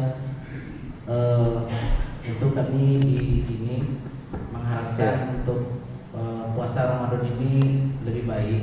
Amin insyaallah. Tentu kami mohon bagaimana sih Rasulullah mempersiapkan bulan Ramadan dan mengisi Ramadan itu mulai dari awal sampai dengan akhirnya Ramadan.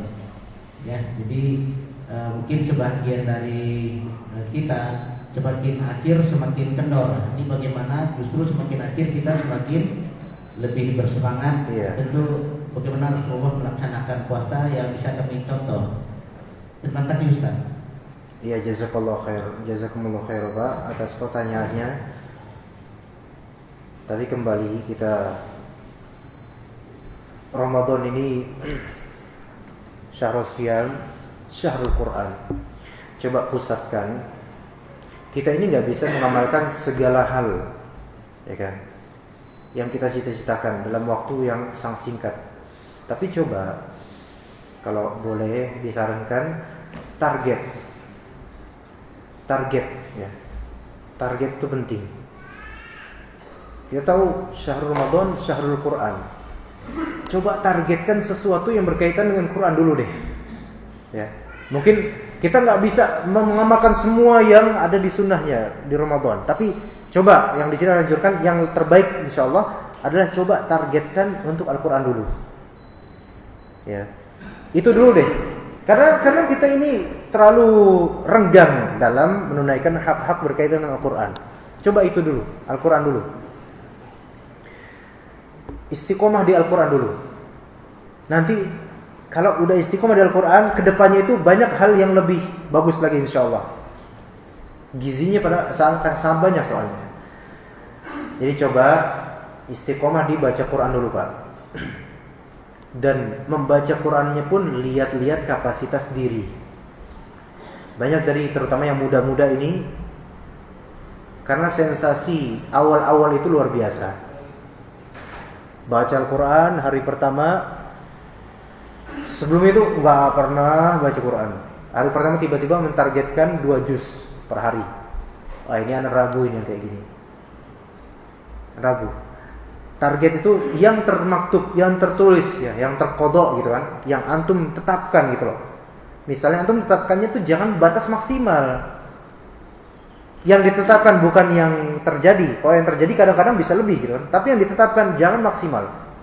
Ditetapkan ngelihat ngaca diri lah misalnya. Saya nggak pernah baca Quran nih. Ya udah. Ramadan pertama saya targetkan ya udah 10 halaman lah sehari. Misal ya. Misal. Walaupun pastinya insyaallah antum jauh lebih baik dari itu. 10 halaman deh sehari, misal ya. Karena ana hari Sya'ban sebelumnya enggak pernah baca Quran hari-hari. Itu pun kalau baca Quran pas sholat doang, ya kan. Nah, ya udah.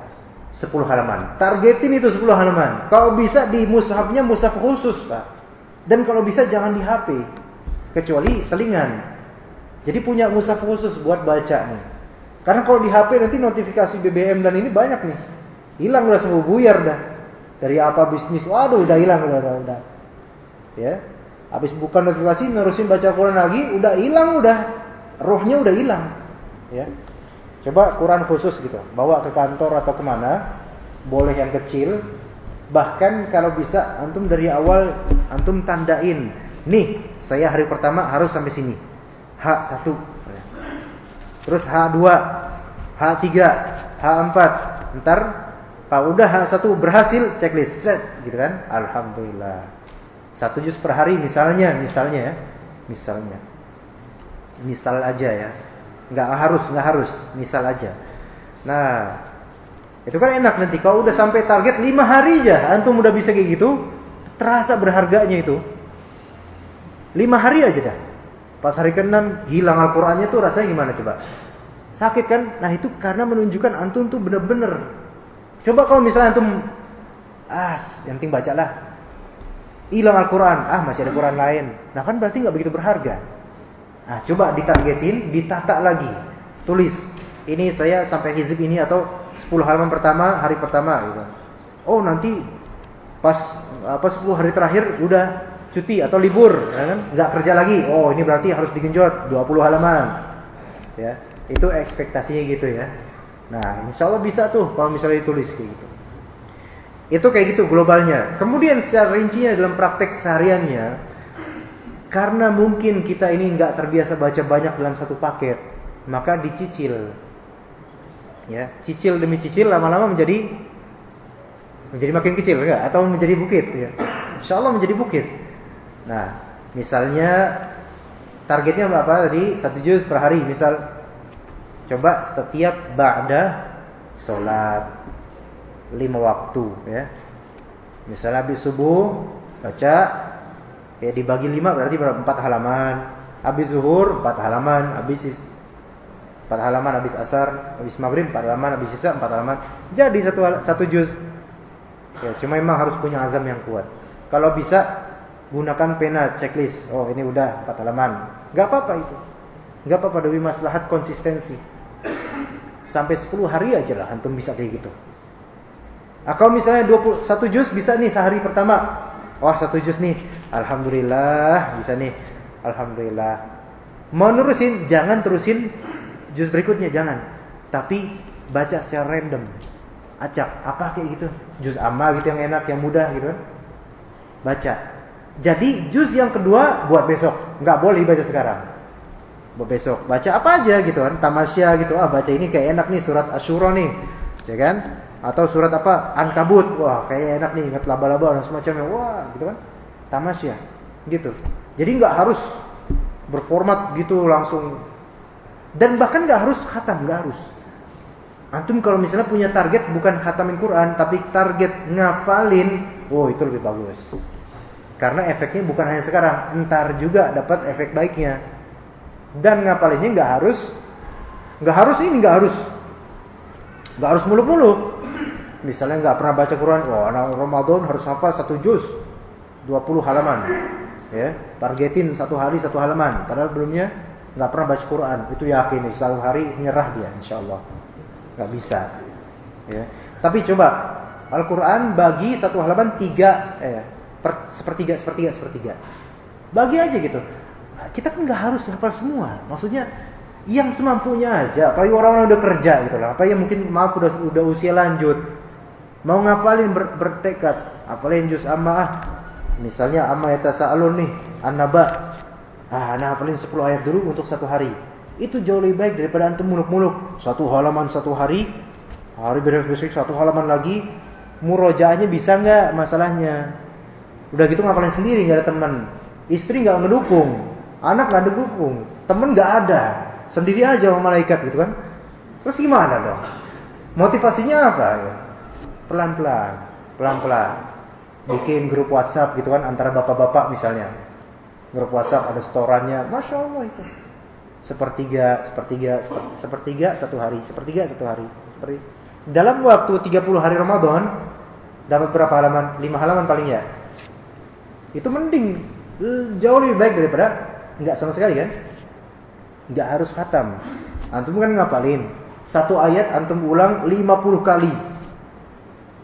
Pahalanya sama dengan orang yang baca mungkin 2 halaman mungkin. Sama.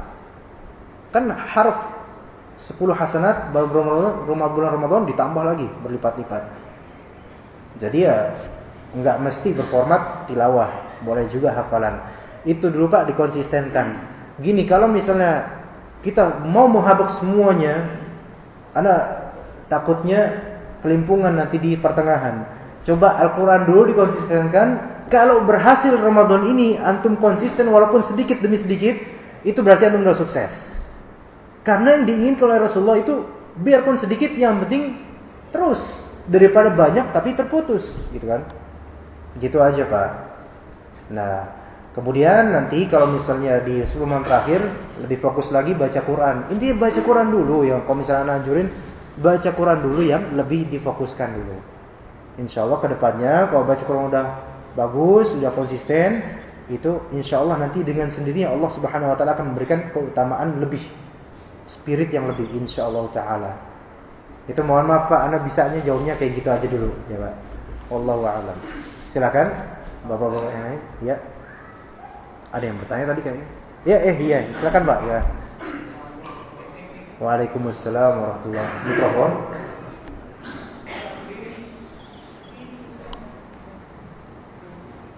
Ya, silakan Pak. Ya. Enggak tahu kedengeran apa enggak, saya enggak tahu deh. Silakan Pak. Saya mau tanya untuk seberapa jauh safar yang bisa disebut untuk diqadha. Lalu yang kedua, ketika kita sudah mengqadha, kan kita ada kewajiban sunnahnya ya untuk Syawal itu 6 hari. Apakah kita mengqadha membayar qadanya terlebih dahulu, apa langsung boleh untuk yang 6 hari puasa Syawal? Ya, jazakumullah khair atas pertanyaan Bapak. Yang pertama, jarak safar itu berapa sih sebenarnya? Ini pertanyaan yang memang berulang-ulang dan memang ini pertanyaan penting ya, karena memang mungkin sebagian kita bakal pulang kampung nanti pada akhir Ramadan. Safar ya, para ulama berbeda pendapat mengenai masafah yang dengan safar itu, masafah yang disebut masafah itu jarak minimal disebut safar. Ada yang mengatakan kalau jarak untuk sekarang, ada yang mengatakan 70 km atau 80 km. Nah, ada ulama yang membatasi bukan dari segi kilometernya, tapi dari segi jarak, dari segi perjalanan harian. Ada yang 2 malam baru disebut safar. Itu mazhab Abu Hanifah, ada yang seperti itu. Tetapi yang insya Allah ini yang lebih tepat adalah masalah safar itu tergantung dari urf, tradisi masing-masing. Yaitu maksudnya apa? Kalau memang tinjauan orang, maksudnya area antum itu menyebut itu safar, maka itu menjadi safar. Safar kan bagi kita bepergian jauh, gitu kan? Ibarat anak kan rumahnya di Cilangkap nih, Cilangkap Jakarta Timur, bukan Depok. Cilangkap Jakarta Timur. Anak kemari itu safar enggak? Bukan safar. Jauh enggak tapi jauh, tapi bukan safar kan? Bukan. Habis tadi berapa menit doang, jalan enggak nyampe sejam. Bukan safar. Ya. Tapi kalau misalnya Anda dari Cilangkap ke misalnya Bogor yang daerah misalnya Jasinga, jauh ya tuh ya, jauh Jasinga tuh. Safar nggak tuh? Termasuk safar itu, karena jauh banget bagi kita. Jadi tergantung dari penyebutan kita itu pepergian jauh atau bukan. Ya, misal dari Beos itu Jakarta Kota Pak ya, sekarang namanya Jakarta Kota. Dari Beos naik kereta komuter lain sampai ke stasiun Bogor, safar nggak tuh? Nggak kita sebut safar, nggak enak. Anda mau safar nih kemana? Ke Bogor. Bogor mana? Stasiun Bogor. Itu mah bukan safar itu, gitu kan? Terus habis itu Anda nggak puasa, kenapa? Mau safar? Nggak bisa. Nah, tapi kalau misalnya ke Sukabumi, safar. Jadi safar tergantung. Bapak kampungnya di mana Pak? Jakarta. Tinggal di Jakarta, di sini, kampung di Jakarta. Kalau ke Jakarta misalnya pulang kampung, itu safar nggak Pak? Enaknya? Enggak, gitu. Enggak safar itu. Berarti Bapak nggak ketemu hukum safar nanti kalau misalnya pulang kampung. Tapi gimana kalau misalnya, wah saya safar ke Semarang, naik pesawat berapa menit Pak? Semarang tuh Pak, sejam gitu? Sejam ya? Sejam sekian menit gitulah ya. Nggak perlu detail banget Pak, nggak usah detail-detail. Dari Beos ke Jakarta Kota ke Bogor, stasiun Bogor 1 jam berapa menit juga tuh. Tapi nggak safar. Dari Mari ke Semarang disebut safar. Safar nggak tuh? Naik pesawat. Safar nggak? Tapi kan sama-sama 1 jam juga. Berarti ibrohnya bukan di seberapa cepat atau seberapa lambat, bukan. Ibrohnya di tinjauan kita masing-masing. Itu safar bukan menurut daerah kita. Safar. Gitu. Baru kalau misalnya disebut safar, baru boleh kita nggak berpuasa. Tapi kalau misal nih subuh antum berangkat misalnya ke Semarang naik bis normalnya atau kereta, malam gitu kan, sore naik bis, antum boleh nggak puasa pada hari, misalnya sekarang hari apa nih? Sekarang hari apa sebenarnya Pak? Hari Minggu sekarang, Ahad. Ya, karena saking sibuknya nggak tahu hari, masya Allah. Misalnya hari Ahad nih ya, hari Ahad mau berangkat ntar sore mau berangkat nih, pakai bis ke Semarang misalnya. Itu safar. Nanti sore tapi mulainya perginya. Boleh nggak sekarang Anda nggak puasa? Misalnya sekarang Ramadan, boleh nggak? Nggak boleh. Puasa dulu. Karena baru boleh puasa ketika antum safar. Sementara antum masih di tempat mukim, maka nggak boleh puasa dulu. Gitu. Ntar pas sudah di perjalanan, ya gitu. Jadi nggak boleh dari awal nggak puasa. Terus yang kedua apa ya? Qadha. Lupa lagi. Gimana Pak? Kalau ingin puasa. Syawal. Itu khilafiyah di antara ulama. Tapi kalau kita mau melihat ke nas hadis, insyaallah yang lebih zahir dan lebih kuat adalah harus menunaikan qadha dulu baru syawalnya. Kecuali kalau qadhanya terlalu banyak sehingga sempit syawalnya. Antum qadha berapa Pak biasanya? Qadha 25 hari. Ya, enggak dapat ini. Ya udahlah kalau gitu diruksohin, insyaallah enggak masalah. Kalau antum memang benar-benar niat mau syawalan, puasa Syawal. Ya. Yang susah itu perempuan Pak biasanya. Ya mudah-mudahan kalau perempuan bisa diringankan mudah-mudahan. Kalau perempuan kan kadang ada yang haid 13 hari gitu, 10 hari. Wah, udah gitu di Syawal kan banyak makanan. Nah, itu susah kan. Ya kan? Tapi ala kulli hal pada asalnya jangan lakukan sunnah Syawal dulu sebelum selesai qadha Ramadannya. Apalagi laki-laki, gitu. Itu yang lebih zahir insyaallah taala. Wallahu a'lam. Silakan, ada yang lain? Tadi kayaknya ada yang di situ ya. Silakan Bapak, ada yang mau bertanya? Iya Pak, silakan. Waalaikumsalam warahmatullahi wabarakatuh.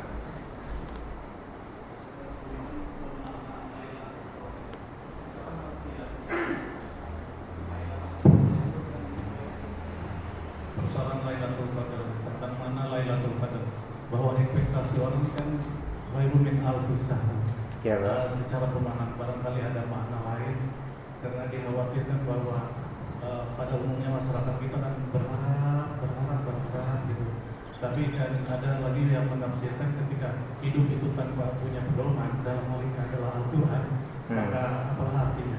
Tapi ketika kita berpedoman pada Al-Quran itu adalah lebih banyak. Ya. Pemahaman yang hakiki. Terima kasih. Assalamualaikum. Waalaikumsalam. Jazakallah. Terima kasih Pak atas pertanyaannya. Mudah-mudahan saya jawabannya sesuai dengan pertanyaannya Pak.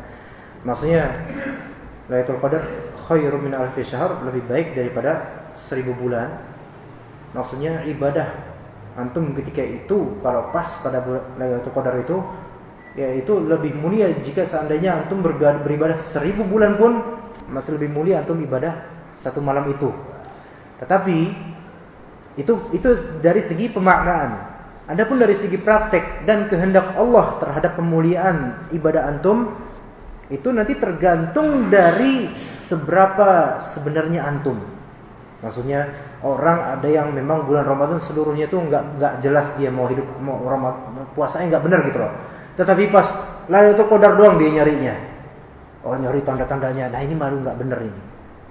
Orang yang benar mau mencari Lailatul Qadar itu adalah orang yang memang dari awal itu benar puasanya. Kemudian pada 10 malam terakhir semakin dia giat. Makanya orang banyak yang nggak lolos di 10 terakhir. Kenapa? Karena memang dari awal itu kurang bagus startingnya. Maksudnya kurang bagus, kurang terencana, kurang ikhlas, kurang lainnya. Sehingga pada pertengahan dia mulai futur lemah. Tapi orang yang benar, nah ini kita bisa buktikan pada diri kita sendiri masing-masing lah ya.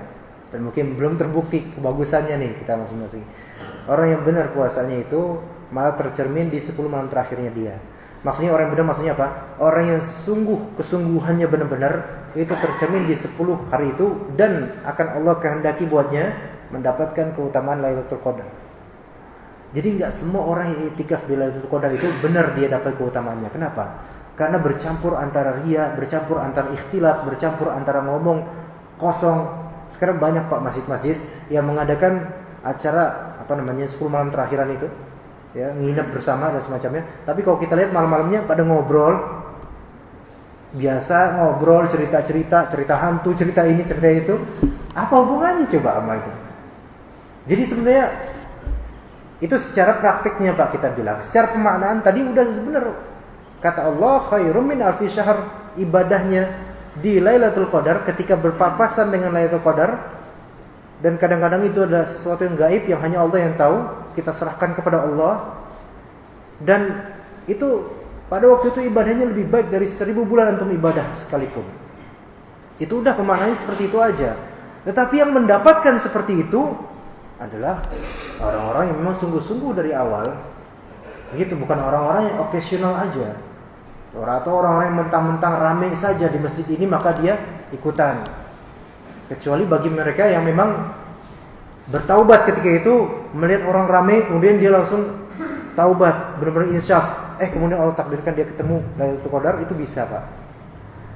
Tapi intinya kita diperintahkan oleh Allah bukan hanya fokus di Lailatul Qadar saja. Ini salah. Tapi di keseluruhan Ramadan. Yang kemudian akan tercermin setelah itu di Syawalnya kita tuh kelihatan. Ibarat haji kan ada namanya haji mabrur. Kapan diketahui haji kita mabrur? Ketika ada perubahan manhaj yang lebih baik setelah haji kita. Begitu juga dengan puasa. Makanya kata para ulama, kalau setelah puasa manhajnya masih kayak begono, kayak dulu, maka berarti puasa ini ada masalah. Tapi kalau misalnya lebih baik jadinya, berarti insyaallah inilah dia benar puasanya dan mudah-mudahan memang dia mendapatkan Lailatul Qadar mudah-mudahan. Iya. Maaf, itu jawaban dari saya hanya bisa segitu. Iya. Wallahu a'lam, mudah-mudahan bermanfaat. Ada lagi? Tapi ini tadi speakernya diambil sama Bapak itu. Hah? Udah enggak boleh nanya lagi, Pak ya? Oh ya, alhamdulillah. Bertanya pakai speaker atau pakai apa, Pak? Pakai speaker juga bisa. Assalamualaikum. Oh, ya, waalaikumsalam warahmatullahi wabarakatuh. Ustaz mau tanya, tadi kan di ayat 184 Mas ada yang berisi pilihan itu ya, ada yang puasa dan berfidyah. Iya, Bu. Kemudian dengan turunnya ayat 185 dihapuskan. Yang saya tanyakan apakah itu berarti tidak ada lagi fidyah apa bagaimana ya? Oh, iya. Itu yang pertama. Kemudian yang kedua, bagaimana dengan ibu yang dia sampai jadi tidak berpuasa selama 1 bulan penuh dikarenakan dia baru melahirkan bayinya. Kemudian apakah cukup membayar fidyah atau tetap harus dibayar? iya gitu. Ini kok sama ya? Ibu tekstual sekali, kok bisa sama ini pertanyaannya? Iya, waalaikumsalam. Jazakallahu khairan.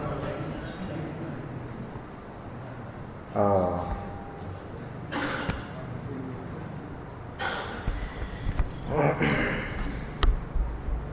bismillah. Itu yang pertama tadi apa, Bu? Malah saya lupa yang pertama, Pak. Aduh, Masya Allah.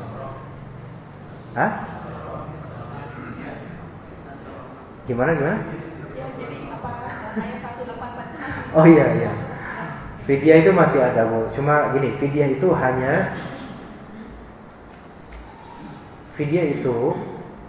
hanya pada orang tua yang tidak mungkin berpuasa. Satu.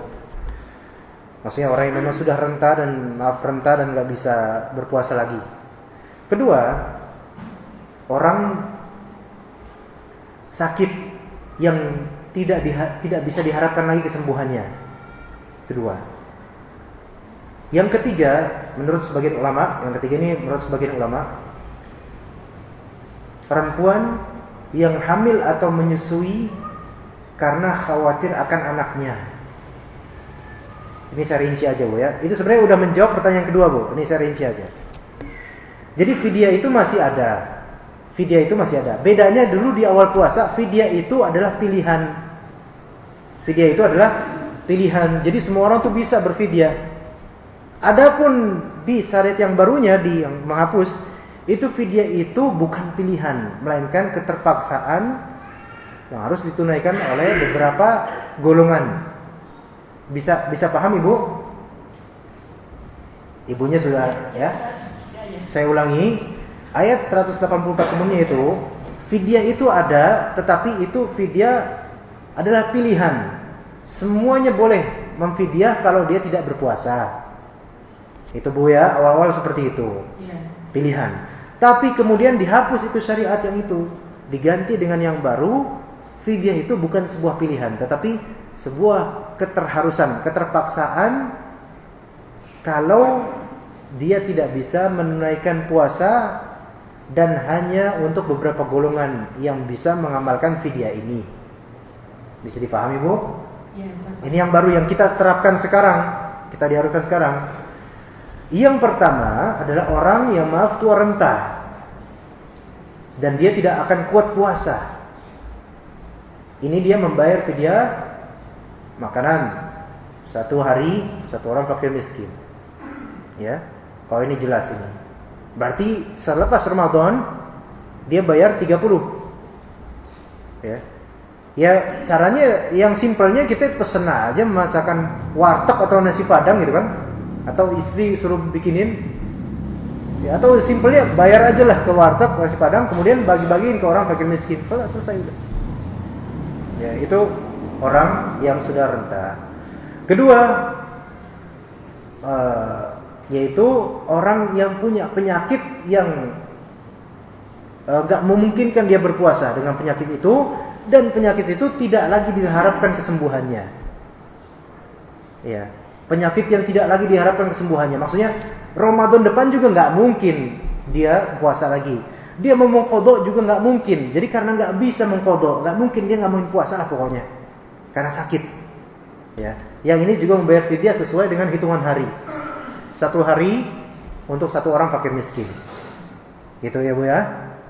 Yang ketiga, menurut sebagian ulama dan mudah-mudahan ini yang lebih tepat, yaitu perempuan yang dia hamil atau menyusui, dia tidak berpuasa karena takut akan berefek kepuasaannya akan berefek kepada kesehatan bayinya atau keselamatan bayinya.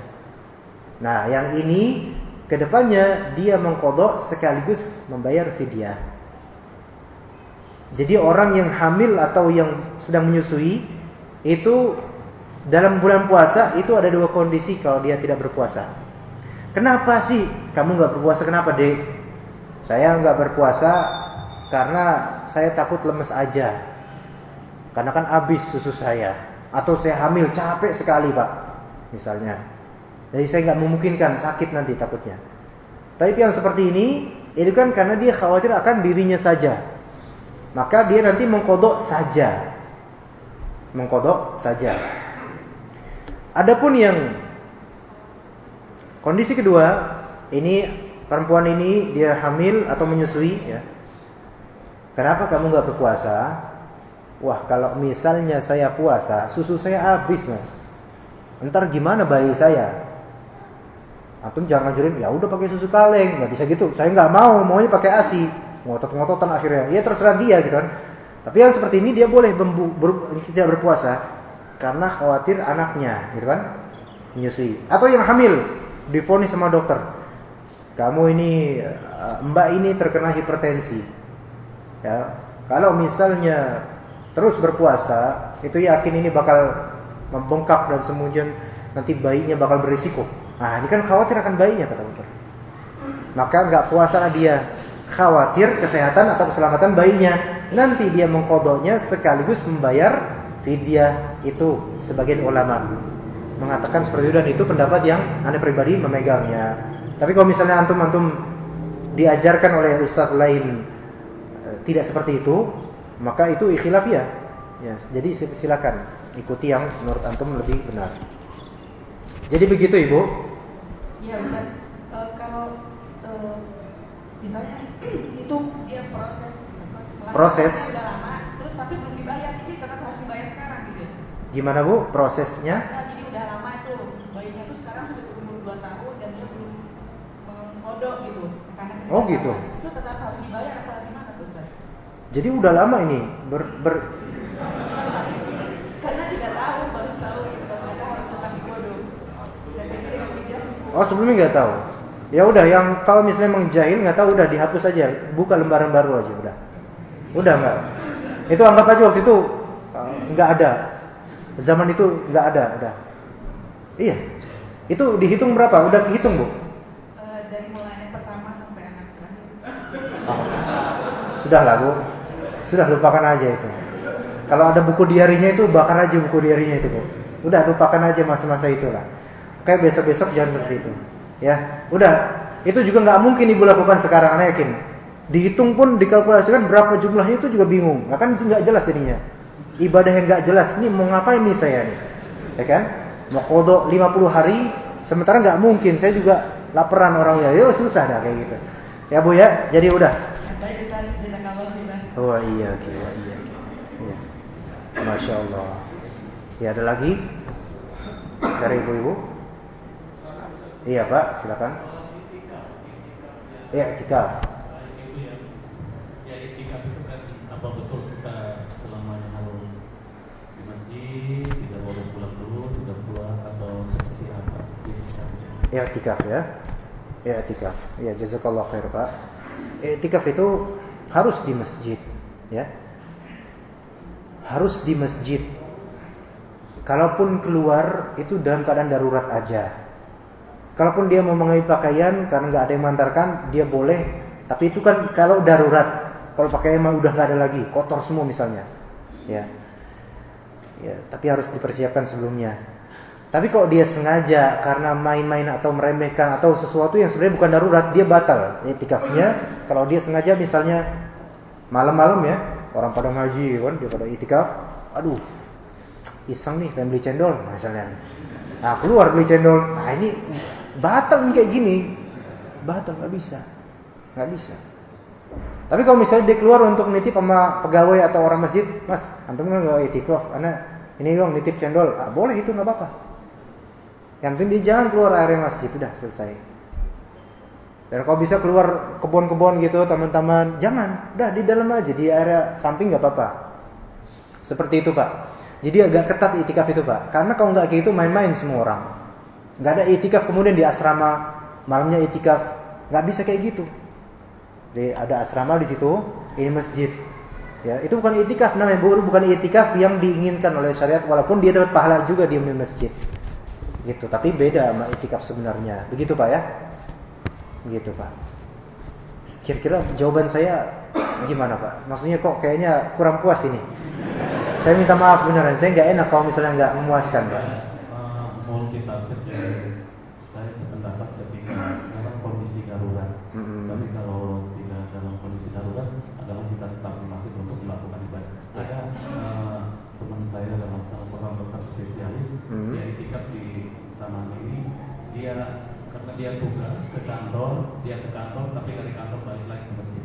Nah seperti itu juga bisa dikatakan darurat mungkin karena dia juga punya kewajiban untuk memeriksa pasien, sehingga dia pada paginya malamnya ke situ, kemudian ke kantor, dari kantor kita ke rumah, tetapi kita adalah Ya. Istiqlal. Ya, sebagian ulama enggak, bukan ijma, sebagian ulama membolehkan seperti itu ketika memang tidak memungkinkan lagi kecuali dengan cara seperti itu. Yang penting dia sebelum maghrib sudah ada di masjid sampai besok pagi. Sebagian ulama membolehkan seperti itu. Tapi sebagian ulama enggak. Sebagian ulama lagi enggak ada tuh itikaf kayak gitu gitu. Sebagian ulama mengatakan itu. Itu main-main namanya gitu. Tapi wallahu alam baiknya begini Pak, kalau jangan dipaksa. Maksudnya itikaf itu sunnah. Ketika kita bekerja itu wajib akad kontrak aufu bil uqud. Ya kan? Harus benar. Ini kewajiban. Sementara itikaf sunnah. Bisa aja loh Pak, orang misalnya dia nggak bisa itikaf karena ada kewajiban, tapi dia dapat pahala itikaf karena niatnya. Bisa aja, mungkin. Jadi kalau misalnya memberatkan dan pekerjaan itu bakal amburadul gara-gara itikaf, ini berarti yang salah dia, itikafnya yang salah. Dikat itikafnya, kerja aja udah. Pas udah selesai kerja, masih ada sisa hari baru dia itikaf. Begitu. Jadi kalau misalnya kayak gitu tadi Pak dokter itu, ana ragu nanti kerjaannya bisa beres, ragu. Ya kewajibannya tertunaikan semua apa enggak, ragu gitu, diragukan. Gitu Pak. Walaupun sebagian ulama membolehkan sebagian ya, tapi ini sangat berpotensi untuk orang akan main-main di kewajibannya gitu Pak ya. Begitu Pak. Baiknya jangan seperti itu formatnya. Sekali itikaf fokus, kalau enggak fokus ya udah kerja aja fokusin. Malamnya baca Quran fadhol gitu loh. Butuh tenaga juga Pak gitu. Begitu Pak ya. Mudah-mudahan puas dengan jawabannya, alhamdulillah. Ya, silakan Mas.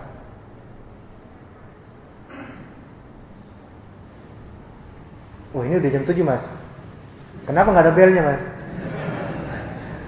Assalamualaikum Ustaz. Waalaikumsalam. Tadi disinggung masalah tauhid dulu ya, dan juga disinggung beberapa paham iman seperti Jahmiyah dan Sufi dan Ya Pak. kan paham banyak sekali Ustaz ya. Masya Allah. Sufi, Khawarij, dan lain. Dan itu sangat benar, itu sudah nyampe sih di depan pintu kita Ustaz. Dan sehari-hari saya baru sadar seperti yang kita pelajari dari kecil, sifat-sifat Allah supaya apa? Wujud tidak Mukhalafatul lil hadits. Paham apa namanya Asy'ariyah gitu ya. Maturidiyah kau 20 Maturidiyah Pak. Ya, oke, sama. Saya lagi apa gitu dia tapi salah gitu. Tidak boleh ditakdir. Kita dengan sebanyak itu paham aliran gimana kita cara menangkal Ustaz? Karena informasi sangat banyak termasuk sehari itu ya. Ya, karena kita ada kita langsung bagaimana kita cara menangkal ajaran yang benar atau semua ajaran pasti mengklaim dia benar, ada ada ininya, ada dasar hukumnya gitu. Iya Pak. Jadi jarang dipahamkan akhirnya yang benar itu seperti apa gitu. Oke. Mohon penjelasan ringkas. Bismillahirrahmanirrahim. Waalaikumsalam warahmatullahi wabarakatuh. Bismillahirrahmanirrahim. Jazakallahu khair Pak. Terus pertanyaannya, ya ini perlu asatidzah lain yang mengkaji lebih detail soal seperti ini karena ini panjang lebar iniannya. Tapi tadi yang pertama tentang aliran-aliran itu memang udah jelas dikabarkan oleh Rasulullah SAW ya 73 golongan. Adapun yang tadi tentang Asy'ariyah, Maturidiyah, sebagian dari mereka ada kebenaran, tetapi sebagiannya lagi tentu tidak benar gitu kan. Dan kita tentu menginginkan kebenaran yang seluruhnya gitu. Jadi begini Pak, kita kalau memang kita mau menjadi soleh, ya kita harus ingat yang menjadikan kita soleh itu bukan diri kita, tapi Allah Subhanahu Wa Taala. Dan kita harus ingat setiap hari kita meminta kepada Allah, iyyaka na'budu wa iyyaka nasta'in, ihdinas siratal mustaqim. Kesolehan seseorang atau pengkabulan dari Allah itu sesuai dengan seberapa hidup hati kita ketika kita meminta kepadanya. Makanya dalam hadis riwayat At-Tirmidzi yang disebutkan oleh Ibnu Qayyim juga dalam Ad-Dawa pembahasan terkhusus mengenai doa, itu Allah Subhanahu wa taala tidak mengabulkan doa seseorang yang hatinya min qalbin lahin, dari qalbu yang lalai. Maka ketika kita meminta kepada Allah keselamatan keluarga dan anak, diri kita terutama, itu kita benar gak mintanya? Gitu loh. Tulus gak minta sama Allah? Allah Subhanahu wa taala sudah mengatakan ya ayyuhalladzina amanu qu anfusakum wa ahlikum nara. Jagalah diri kalian. Wa ahlikum, dan anak-anak dan keluarga kalian, istri dan anak. Tapi Allah dahulukan anfusakum dulu. Berarti di sini gimana Pak? anak kita nggak bisa benar kecuali kalau kita dulu yang benar, gitu kan. Kita mungkin, wah gimana anak saya ini sekolahnya mengajarkan asma sifat 20, sekolahnya mengajarkan ini, ada khawarij di sini, ada pemikiran ini, ada internet di sini. Coba lihat diri kita. Kadang kita melihat istri kita itu Pak menyembunyikan sesuatu yang mencurigakan dari kita. Ketika kita datang, tiba-tiba istri kita ngapain gitu. Kayaknya ada sesuatu yang disembunyikan. Sebelum menuduh istri kita apa-apa dulu, coba kita sendiri tuh ada nggak yang kita sembunyikan dari keburukan dari istri kita?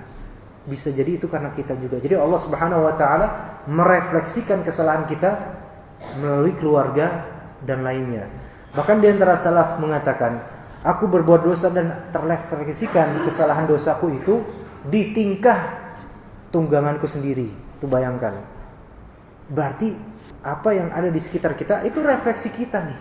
Maksudnya anak kita kayak gitu, itu mungkin hukuman atau refleksi buat kita. Oh, kitanya kayak gitu sebenarnya. Begitu Pak. Jadi kita nggak bisa, wah anak kita nih gini, wah. Jadi isinya tuh wah doang gitu. Coba lihat diri kita gitu kan. Maksudnya Anda bukan menceramahi Bapak, tapi ini juga diri Anda sendiri. Kita sama-sama punya tajribah pengalaman masing-masing tentang berkeluarga, dan tentu antum jauh lebih mengalami daripada anak pribadi. Tapi itu terlihat. Sesuatu yang kita berbuat kesalahan akan terefleksikan di kesalahan istri kita, anak kita, sekolah anak kita, dan seterusnya. Kejahilan yang menimpa anak kita karena guru-guru mereka, bisa jadi itu teguran dari Allah supaya kita tuh sebenarnya setelah pendidik aslinya gitu loh. Kita pendidik anak-anak kita.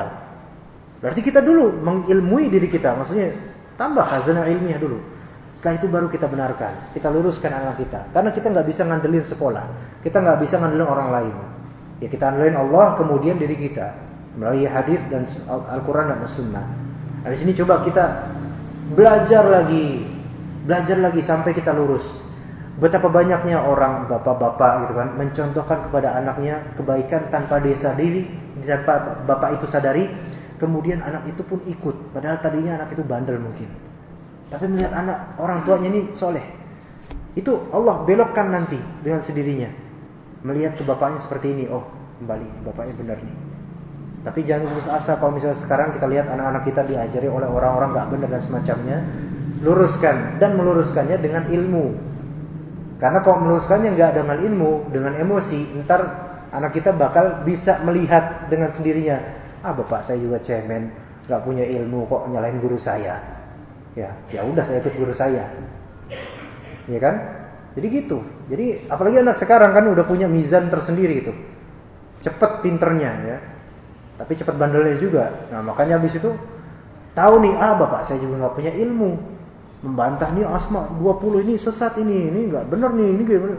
Wah kamu diajar nggak benar nih. Emang yang benar gimana Pak? Ya nggak tahu juga sih. Nah terus gimana?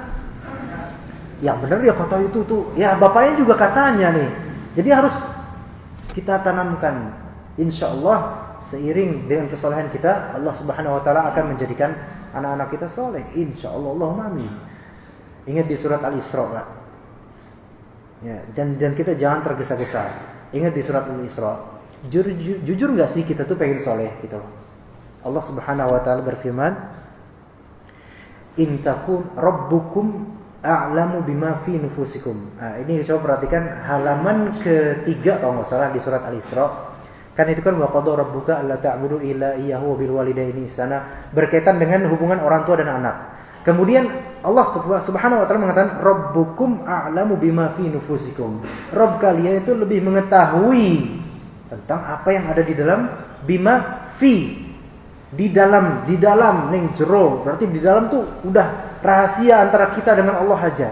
Allah tuh Maha tahu apa yang sebenarnya bergaung di sini tuh. Walaupun istri sendiri enggak tahu, tapi Allah tahu. Kita mau soleh itu, hati kecil kita bilang mau soleh itu Allah tahu. Ya, in takunu solihin. Kalau kalian kepingin menjadi soleh, kalau benar pengen soleh, kalau benar pengen soleh, Allah mah tahu. Fa innahu kana lil awabina ghafura. Allah itu kan kepada orang yang mau bertaubat itu Maha Pengampun. Kita itu jahil, misalnya kita jahil itu berarti bodoh, pangkal dosa gitu kan. Kita harus taubat dengan cara mencari ilmu. Allah pasti akan mengampuni itu. Jadi cari ilmu terus gitu, tiap hari dengerin radio, kalau misalnya nggak ada majelis dengerin radio terus, menambah maklumat. Ntar kita didik anak kita, istri kita, gitu kan.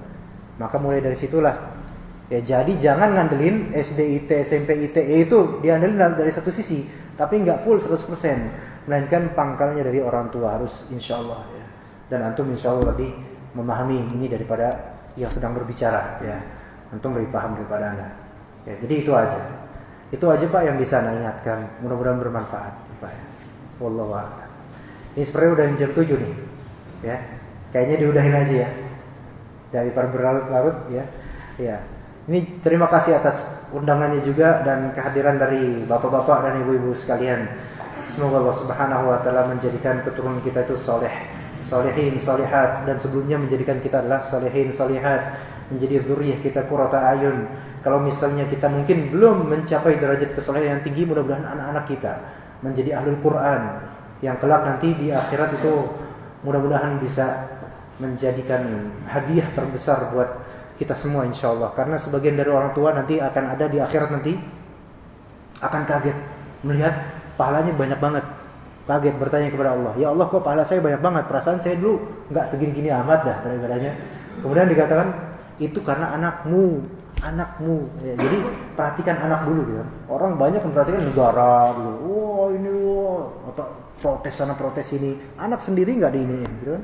Padahal kita tuh gak ditanya tentang negara kita ditanya anak-anak kita gitu. Iya.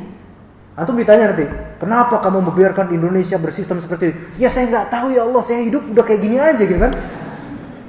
Nggak ditanya gitu, tapi ditanya anak-anakmu tuh loh, buat apa, diapain gitu. Ditanya kayak gitu, maka yuk kita didik, kita insya Allah kita tarbiyah anak-anak kita masing-masing, anak-anak kaum muslimin bagi yang menjadi guru, ya kita tarbiyah karena dari situlah insya Allah Islam berjaya, bukan dari main-main besar-besaran dulu, dari keluarga dulu, ya begitu. Wallahu a'lam. Jazakumullah khairan katsiran atas atensi dan kehadiran antum semua. Kita tutup dengan doa kafaratul majlis. Subhanakallahumma bihamdika asyhadu an la ilaha illa anta astaghfiruka wa atubu ilaik. Wassalamualaikum warahmatullahi wabarakatuh. Alhamdulillah.